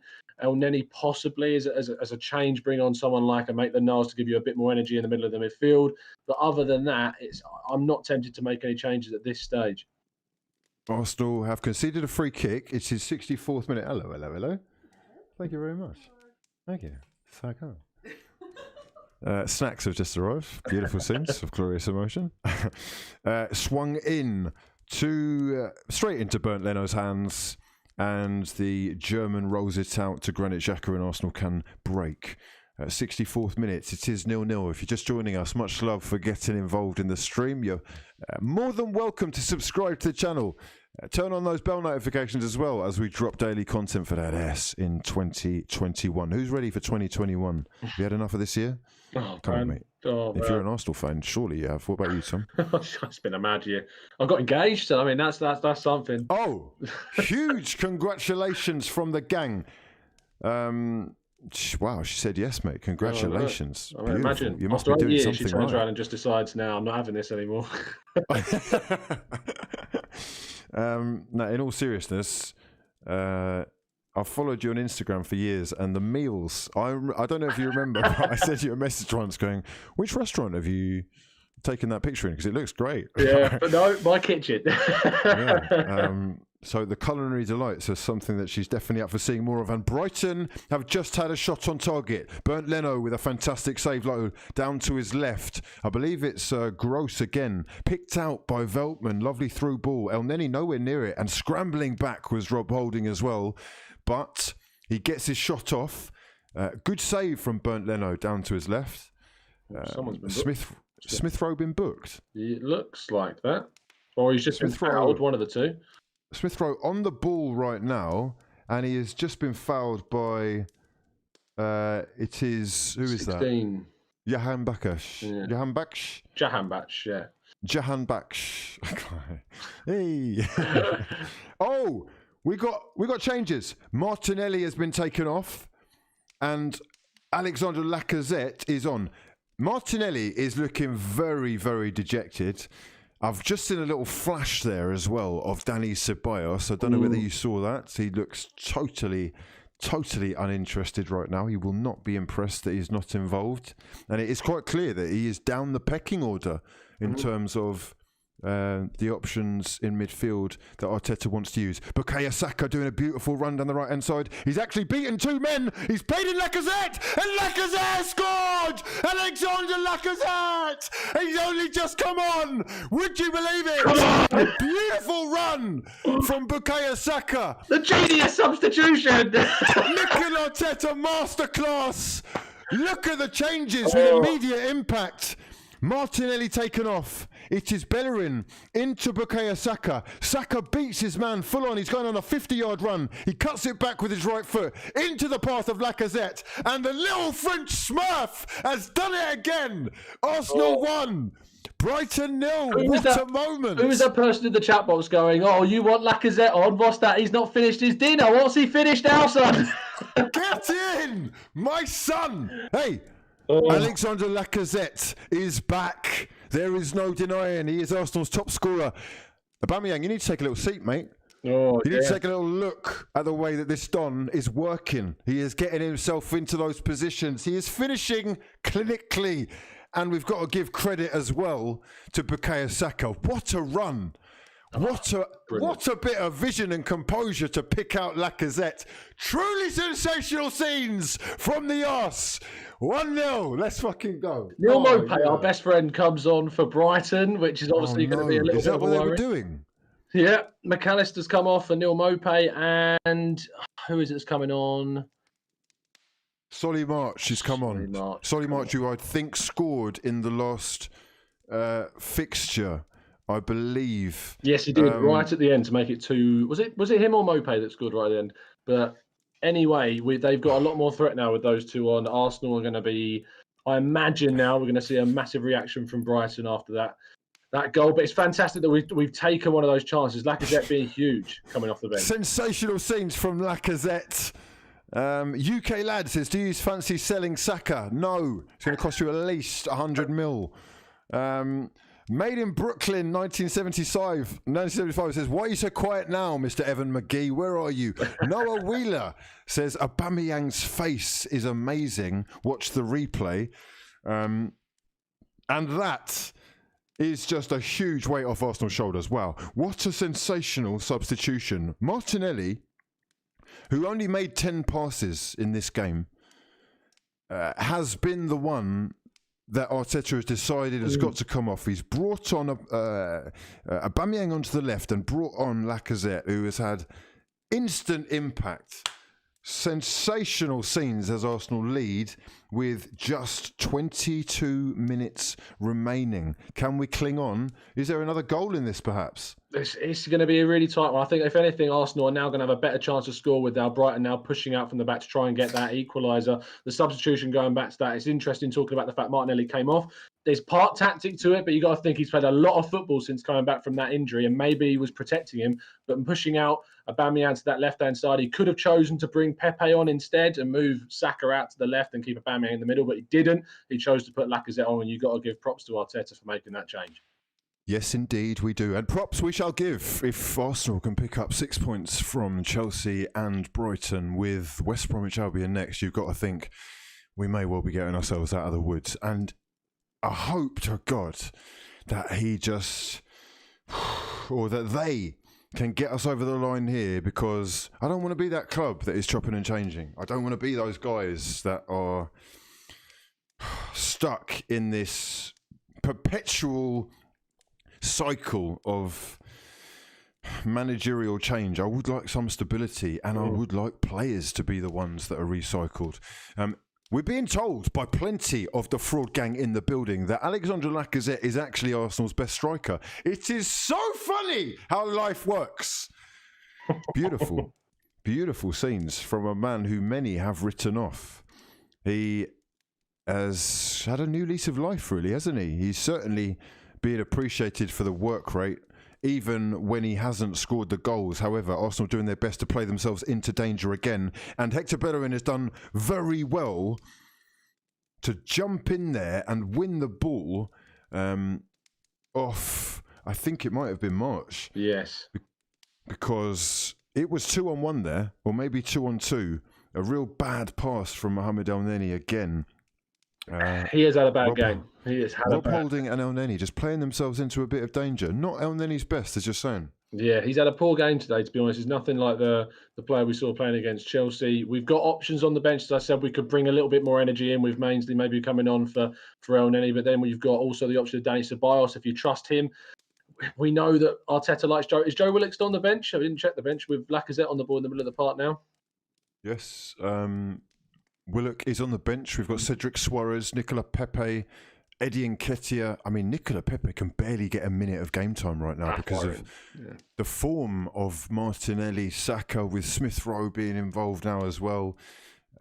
How do you think this one's going to end, man? Do you think he can establish himself as an Arsenal regular?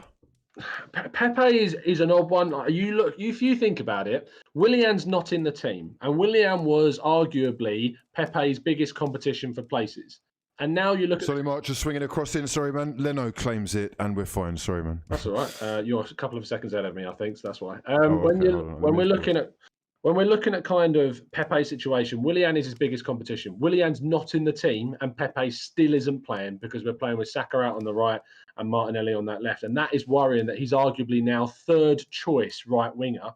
It cost us £72 million.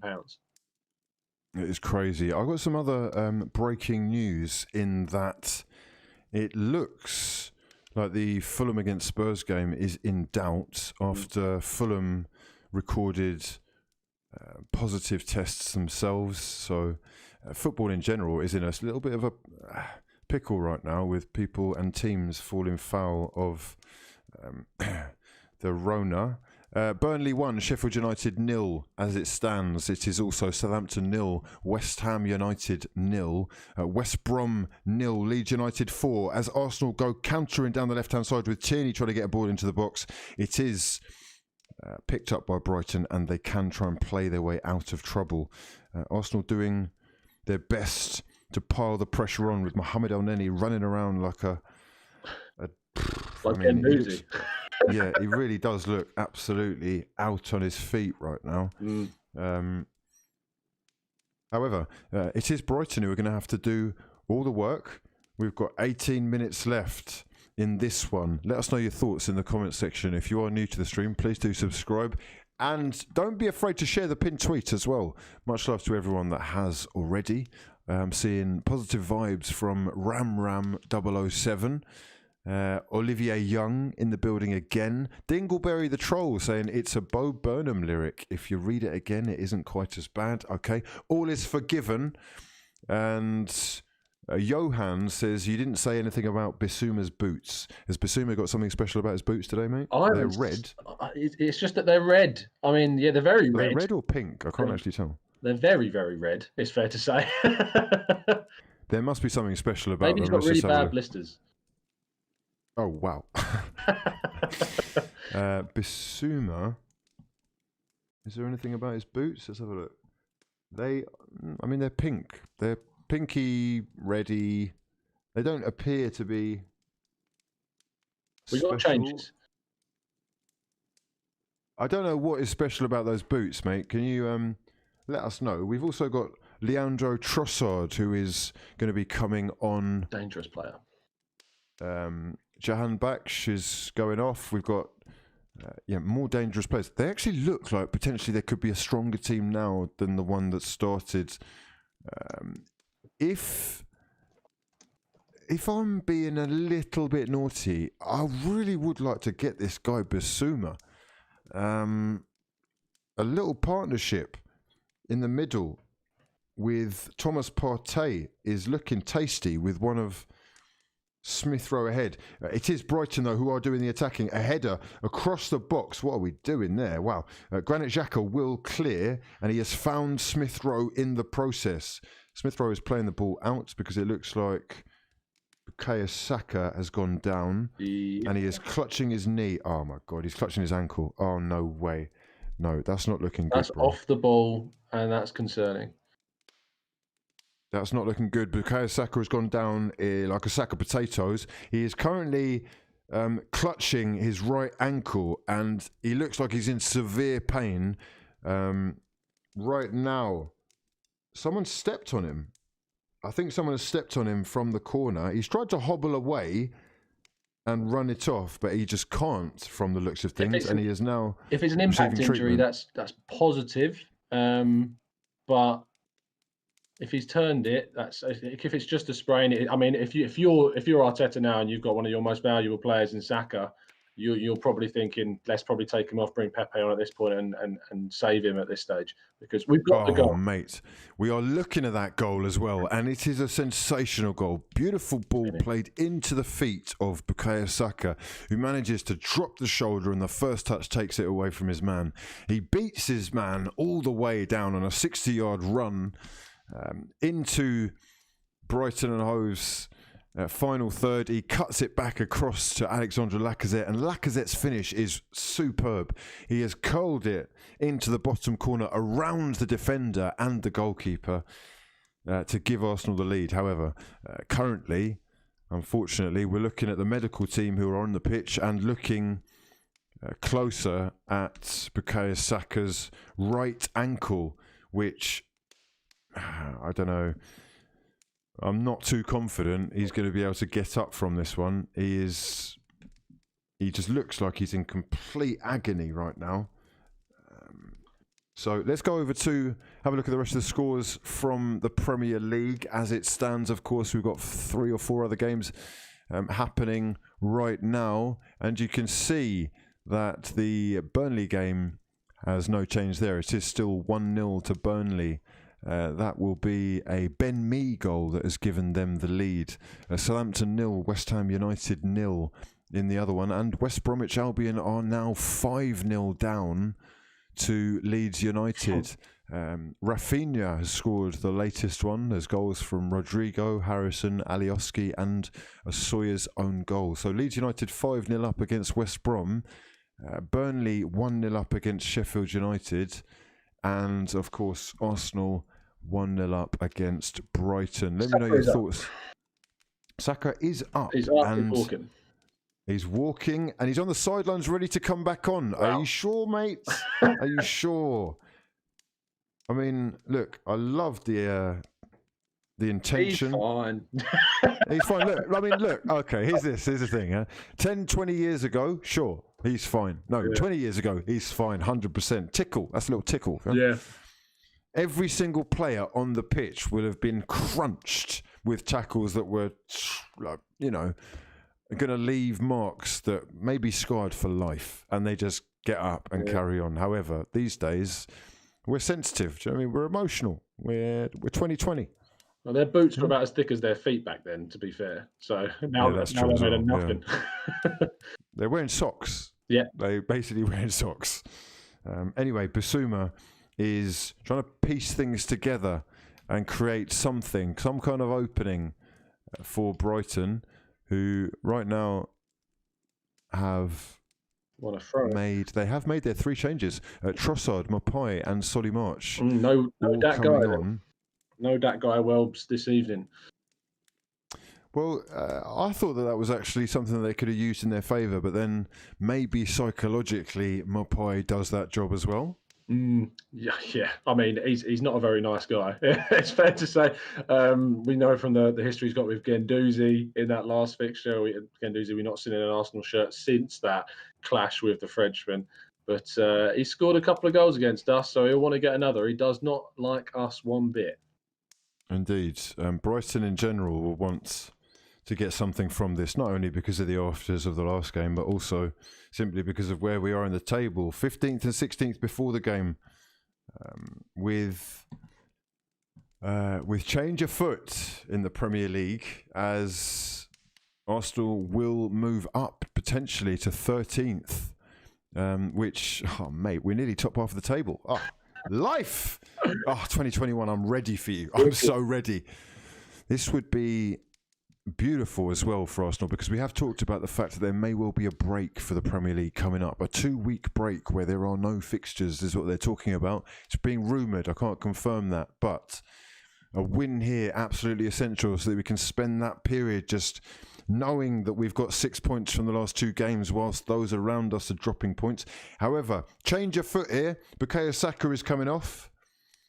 With 9 or 10 minutes left, we are going to see the Spanish hairdresser. It is Dani Ceballos coming on. What did you when he was initially linked with the club? Were you excited? Because he came with huge promise of the stuff that he'd achieved for the under-21s or the under-23s for Spain? So, yeah, he won the European Championships with the under-21 Spanish side. So he was very highly thought of. He did really well at Real Betis, moved to Real Madrid, and quite similar to Isco, struggling to find a place for him in the midfield with Kroos and Casemiro and Luka Modric, and ultimately was surplus requirements. He didn't get on too well with Zidane, and that led to him getting a chance. Aubameyang down this left-hand side. He has put the cross into the far side for Smith Rowe to pick up on. Nice little break there again. Lacazette absolutely instrumental in setting that one up. Dani Ceballos has got some very pink boots going on as well. It's like pink boot season out here. Nothing wrong. I like pink, but it's just it is an interesting. It's a life choice. It is, isn't it? Really, neon pink is a very niche selection. Apart from for football boots, apparently you got like 10 of the 11 players we got running around in pink. Dani Ceballos is on it. It's Kieran Tierney that's going to take the throw on. Have we got one more change left? I think we have one more change. Lacazette and Ceballos have come on so far, with Saka and Martinelli going off. So arguably we could see Nicola Pepe come on, but he does favour a Joe Willock sub at some point during the game, typically. So Granit Xhaka doing his best to close down Bernardo in the middle of the park. We got 8 or so minutes left, and Arsenal have, let's just clarify this, they have been a much better looking side in the second half. This would be Arsenal's first win against Brighton in their last 5 attempts. So wow, it's a big win if we can get this. That is a shocking stat that wow. I mean, yeah, this is a must-win game for Arsenal, and really, I think the Chelsea game could prove to be the springboard that catapults us on to bigger and better things. But it's not over yet, as Brighton do come forward. They have managed to get a ball over to the right-hand side, and Veltman will be really fuming with himself there. He had time to get the cross in and pick someone out, but he has blasted it high and wide over, and Bernd Leno will take his time, and it will be an Arsenal goal kick. Manchester United against Wolves is the next game on tonight. It is starting in about 20 minutes, I believe. And they are still advertising the Spurs against Fulham game, even though the reports are that Fulham players are going down with the Rona. We'll see what happens with that one. We've also got Newcastle against Liverpool tomorrow. So the football is just non-stop. I genuinely don't know how they're doing it, especially with, like, let me ask you this, Tom, right? So you are a manager, Mikel Arteta, he's been under pressure, he needs to change things, he's got injuries happening left, right and centre, fixtures every other day. How do you actually make sufficient improvements tactically to what you're trying to do? Like, when do they do that? Because surely the 2 days rest, for example, that Brighton have had, they can't work on doing anything new. It would just be recovery time. Yeah, it would be, and they put the clubs put a lot of kind of emphasis on recovery time these days as well. You're like the day after the game, most of that is all down to recovery. So Brighton, for instance, as you say, have had 2 days between fixtures. All of yesterday have been mostly down to recovery. I reckon they would have done a lot more work with the players that they knew didn't play against West Ham, and they would have been able to work on what they were going to be doing because they wouldn't have to recover anywhere near as much because, of course, they wouldn't have been playing. But it's tricky, and that's why we talked about the start of the game when we talked about Arsenal's lineup. Only one change from the match against Chelsea. How much extra training work can you do in that time? It's a really difficult one to kind of manage. So when people were looking at this as a kind of, if Arteta doesn't win this match against Brighton, it's curtains. I thought that was slightly harsh, especially considering our record against them as they put a ball into the box. And Smith Rowe doing his best to work Arsenal out of trouble, but he's actually backheeled it into the path of the Brighton attacker. That's it. And Arsenal have managed to pick it up. We've got comments coming in thick and fast. The political one. Much love to your mother. If you want the news, check out my channel. It is available for you. Jack Shaw says, as an Everton fan, I'm relieved Arsenal aren't competing for Europe this year. Realistically, where should Arsenal be finishing? DBX says, late night fraudulence tonight, please, Wizzy. Benjamin Harmon says, my wife's favourite player is Lacazette. She loves that thick little ass. Much love, Hugh and the Fraud Gang. Yeah, I mean,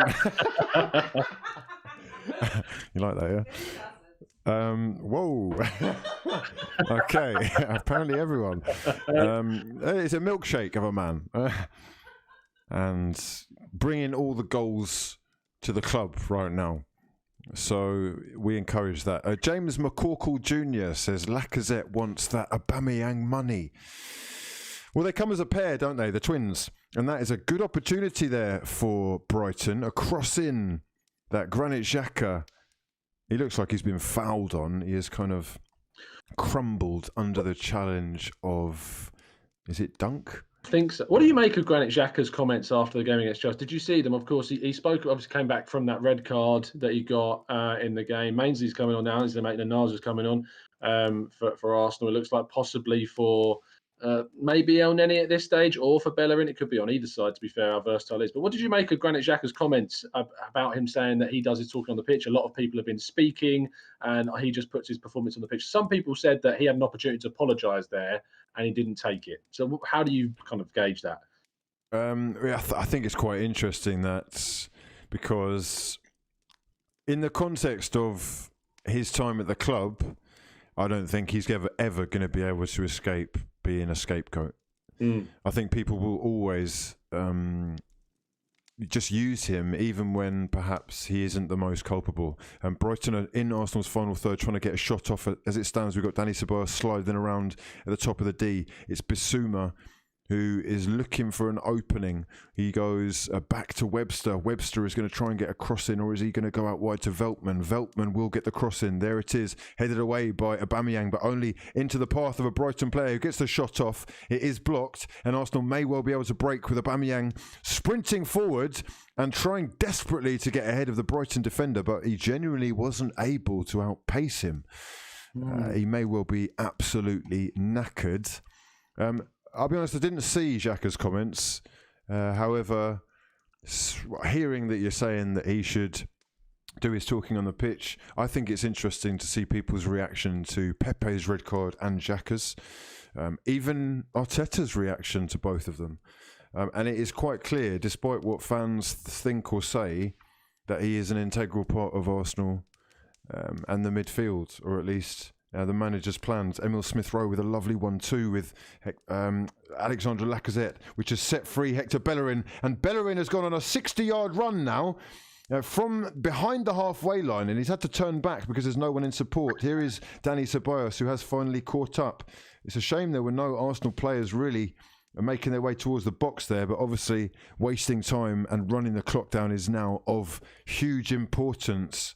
Arsenal have won themselves a throw-on very deep. It's right next to the corner flag and will use up a little bit more time by letting Ainsley Maitland-Niles come on for Emil Smith-Rowe, who's done fantastically again. Well done, my son. It's looking like an absolute first name on the team sheet, or one of. And Ainsley Maitland-Niles will come on yet again. Do you think he's going to go into midfield? It looks like he's going to. So we've now got the opportunity to have 4 central midfielders, arguably. To be fair, though, we could see what happened is Ainsley Maitland-Niles could go out and play on the right wing ahead of Hector Bellerin to provide him that cover. And then we might see is Dani Ceballos obviously coming on inside next to El Neni and Xhaka. But we've got 2 flat central midfielders now, with Baines playing on the right hand side and Bellerin playing in behind him. So it's a good tactical decision to put that. I mean, remember back in the Arsene Wenger days where he put on a left back ahead of a left back, Monreal and Gibbs playing together, Kolasinac playing ahead of Gibbs and Monreal. So it's a very classic Arsenal change in the fullback area. It is something that he's looks to do as much as possible, like getting the overlap on the left-hand side. I know the majority of the play for us for a while anyway was going through Tierney, Saka, and you see our main danger men really in Aubameyang and Martinelli doing the most there as well. Alexandre Lacazette and Ainsley Maitland-Niles doing some fantastic work out there to try and run that clock down. And we are moments away from being able to celebrate 3 points, lads. Get everything crossed. Cross your fingers, cross your toes, cross your arms, cross your legs. We pray that everything stays the same. Ricky Motion says, what's going on, Hugh? Fan since Arsbang. Wow, that is you're an triple OG. That is basically 8 years ago, that series. He says, awesome to see your growth. You're a true goat and inspire me to never stop grinding. Stay great. Love from New York. Mate, you're an absolute legend. Thank you so much for hanging around for that long. Sensational scenes. Bukayo Saka is laughing his head off on the sidelines. He's obviously over the moon with his assist and, of course, his goal from the last game. Lacazette doing some fantastic hold-up play. And that is a yellow card, bro. That's a yellow card. Alexandre Lacazette brought crashing down by Bissouma, who has shown a lot of aggression there, and that is basically what I do if you try to do that to me on FIFA. I don't care if I get a red card. He didn't get the yellow. There's no yellow there, but that is potentially a red card. That is completely reckless. Well, he's nowhere near the ball, is he? He's just taken his leg and then got the ball.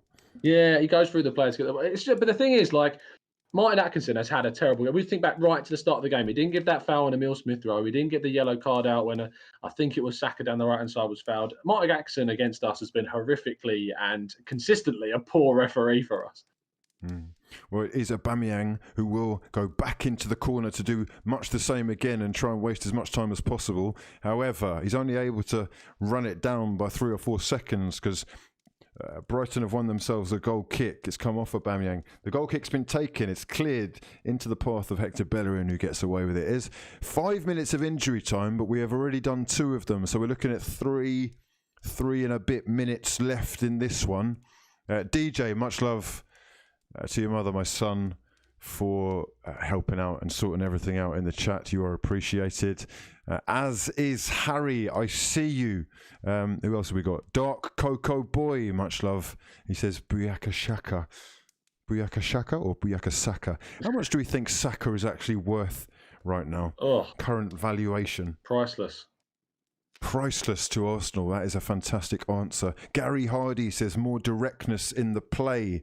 Evan McGee, who says, was beginning to think nobody could put the ball on target. Evan is a gassed-up Manchester United fan who started to see his team scoring goals and thinks he can run his lips. Incredible. Those gums, yeah? Silence them if we bring those 3 points home, bro. And give Lacazette the credit that thickness deserves, yeah? It is a free kick to Brighton. We have got 2 or 3 minutes left, as I say. It is going to be Gross to swing this one in from About 40 to 50 yards out, that is. Headed straight back up into the air. Arsenal need to clear this, and Ceballos does just that. Bissouma will clean up just in front of the halfway line. And in the last 2 minutes, he's not messing around. He just wants to get it back into the danger zone. He's crossed it long and deep. And it has gone out for, for a corner. Kick. What? How can that be a corner? Oh my God, he's given a corner. I don't understand how, but Arsenal have conceded a corner. Okay, Gross has actually tried to cross it and it's come off Aubameyang, so it is a corner. It is going to be whipped in by Solly March or Gross, one or the other. Brighton, big opportunity here. Set piece FC, 94th minute drama. Crossed in and headed away by Rob Holding very well, and Bernd Leno should be able to pick that one up. Good stuff. He is falling onto the ground, and we can breathe again. That was looking a little bit hairy. I started to sweat a little bit. Back of that Chelsea game, getting those feels again. We don't like to do things the easy way. I don't want to see people in the chat going, I can't believe we're trying to waste time against Brighton. Our record against this team has been dreadful, and we are in desperate need of back-to-back wins right now. So there is absolutely no shame in what Arsenal are doing to try and run this clock down whatsoever. Yep, completely agree with that. They've had 3 draws on the trot as well. West Ham 2-2. They drew 1-1 with Sheffield United and a 0-0 with Fulham as well. So they are more than capable of picking up a draw. Mikel Arteta himself is actually looking at his watch right now, trying to work out how many seconds he has got to waste to pick up 6 points from 2 games and to get himself back into the good books of many an Arsenal fan. 2 wins on the trot is something that not many people thought that Arsenal would be able to do, let alone against Chelsea and now Brighton. Bernd Leno is going to take this goal kick with about 15 seconds of time left on the clock. It's gone straight out for a Brighton goal kick, but we are talking about genuinely the last 5 or 6 seconds of injury time, or allotted injury time. There it is! The full-time whistle's gone! And Arsenal Football Club have got themselves another 3 points. Celebrate with me. Ah, yes, lads. Sensational scenes. My club! Yeah? Okay! Huge 3 points. Arsenal beating Brighton & Hove Albion away from home 1-0. That has got to be one of the biggest results all year. Our away form has been genuinely atrocious. Over the last 10 games, we are something like 12th or 13th away from home, maybe even less. Yeah. And right now, you're looking at a team who are jumping around, celebrating on the pitch. There are smiles all over these players' faces. Mikel Arteta is shaking everybody's hand, and he must be absolutely buzzing because he knows now that his job is safe for the January transfer window. It's a massive win for Arsenal. This is, to be fair, the way in which we played the game the first half, you would have never thought Arsenal were going to come out as victors. It was a really passive and timid first half, kind of what we've seen of Arsenal in the last kind of 10 games prior to the Chelsea match. But in the second half, Arsenal came out absolutely fighting, getting those early chances. Aubameyang had a fantastic chance at the start of the second half. Martinelli then as well hit a one over the bar, and Aubameyang with arguably the best chance of the game. But getting that goal, that substitute, Martinelli off, Lacazette on, first touch of the ball for the Frenchman, slams it past Sanchez in goal, and we managed to hold on for the victory. Massive 6 points. Huge decisions from Arteta, which see Arsenal getting the win. Much love to everyone who has joined us for the stream. If you do want to leave your thoughts in the comments section, it does look like people are starting to feel confident about Arsenal staying up. Rampage Summer says French Smurf hugging Gabriel Martinelli. That was a very cute moment. They've obviously got their own little handshake. I don't know what it was, but the French Smurf is doing bits. He's obviously spreading the love. And Arsenal Football Club, as a result of that win, let's have a look at the league table for a second. We are going to move into 13th position. Oh, talk to me. Oh, beautiful. Things are looking up. Things are looking. I mean, you look at the fact that we put a few wins together now. These games coming up, we've got West Brom and Palace and Newcastle. And if we can get a run of wins together, it's going to be huge for this team. I mean, Everton were in a run of 1 win from 7. They won their last 4 games and suddenly they sit in second place behind the title chase. Now, I'm not saying that's where we're aiming. What I'm saying is if you can put a run of games together, it can do massive things for your hopes in this season where anyone can pick up any points anywhere, it seems. Oh, I love to see the goal again. It's brilliant play from Saka. What a run. The composure to pick out Lacazette, whose first touch sets himself, and it is a top-class finish. Watch that finish again. Watch Mikel Arteta's reaction.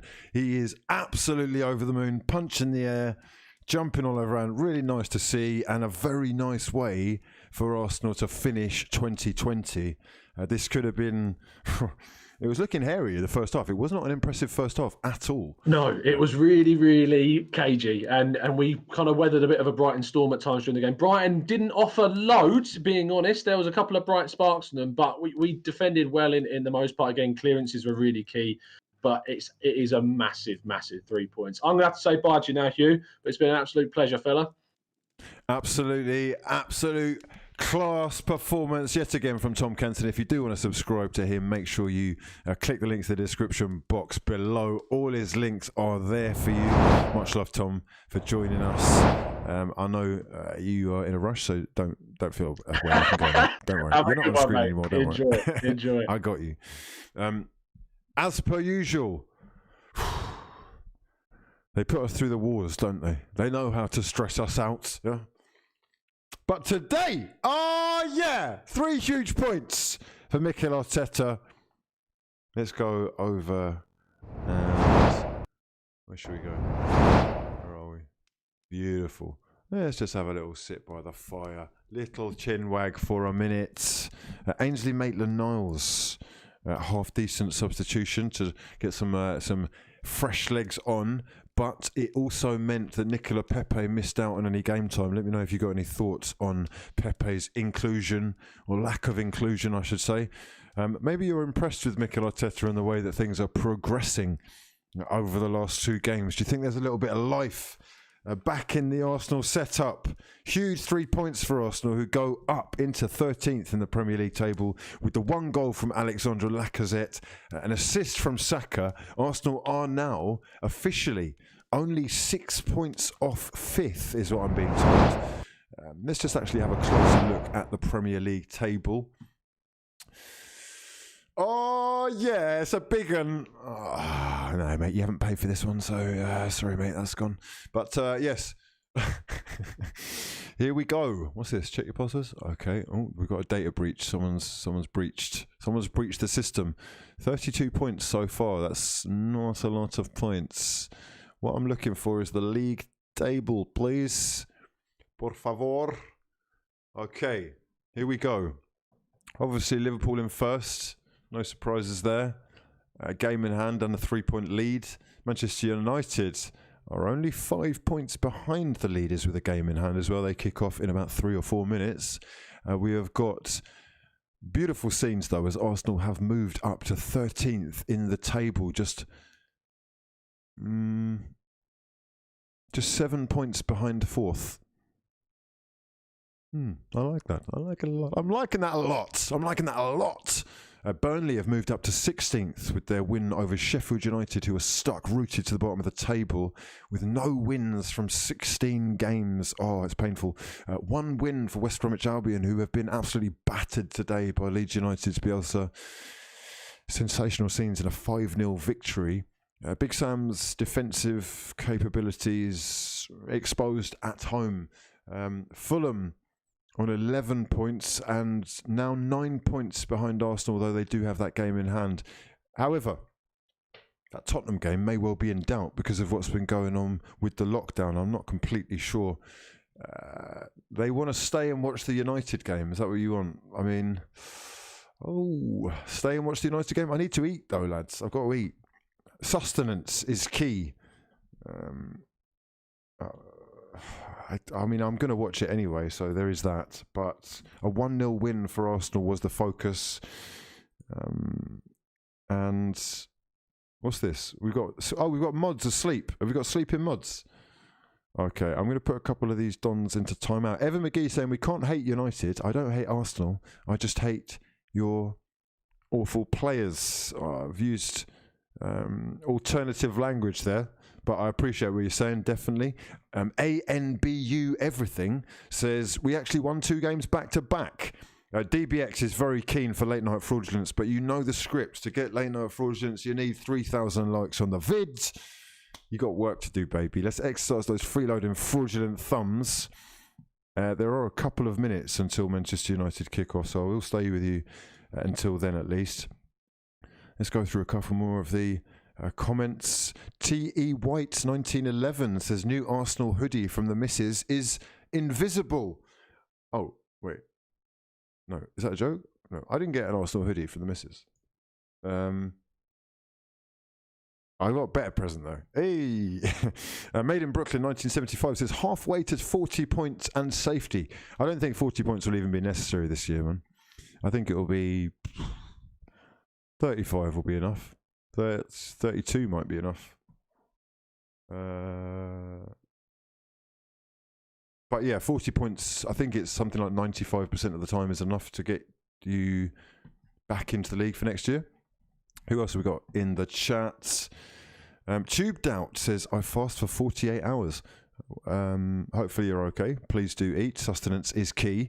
Path Sabnis says, exercise those freeloading thumbs, you frauds. Antoinette McConville. Hugh, you doing late night fraudulence? I have explained that already. All right, I'll say it again. Bodie Fern says, big up, Hugh. Wasn't the best performance. However, we ground out 3 points. Indeed. It's not necessarily about it being the best performance right now, is it, lads? We just need those points to get over the line, to climb up the table, and especially if there is going to be a break, as I think there is. It's crucial that Arsenal, it was crucial that Arsenal got a win. Now, I know you want the late night fraudulence, okay? I know you do. I know you love that stuff, yeah? The greatest late night phone-in. The best, oh, what's this? Who's this? Anti-Criz TV. Welcome to the True Fraud Gang Members Club. You are massively appreciated, my fraudulent friend. Ah, dear. Who's not a defensive midfielder? Starting Pogba. Let's have a look at the lineups for Manchester United against Wolves. It is a very big game, this one. United are in sensational form and absolutely part of the charge.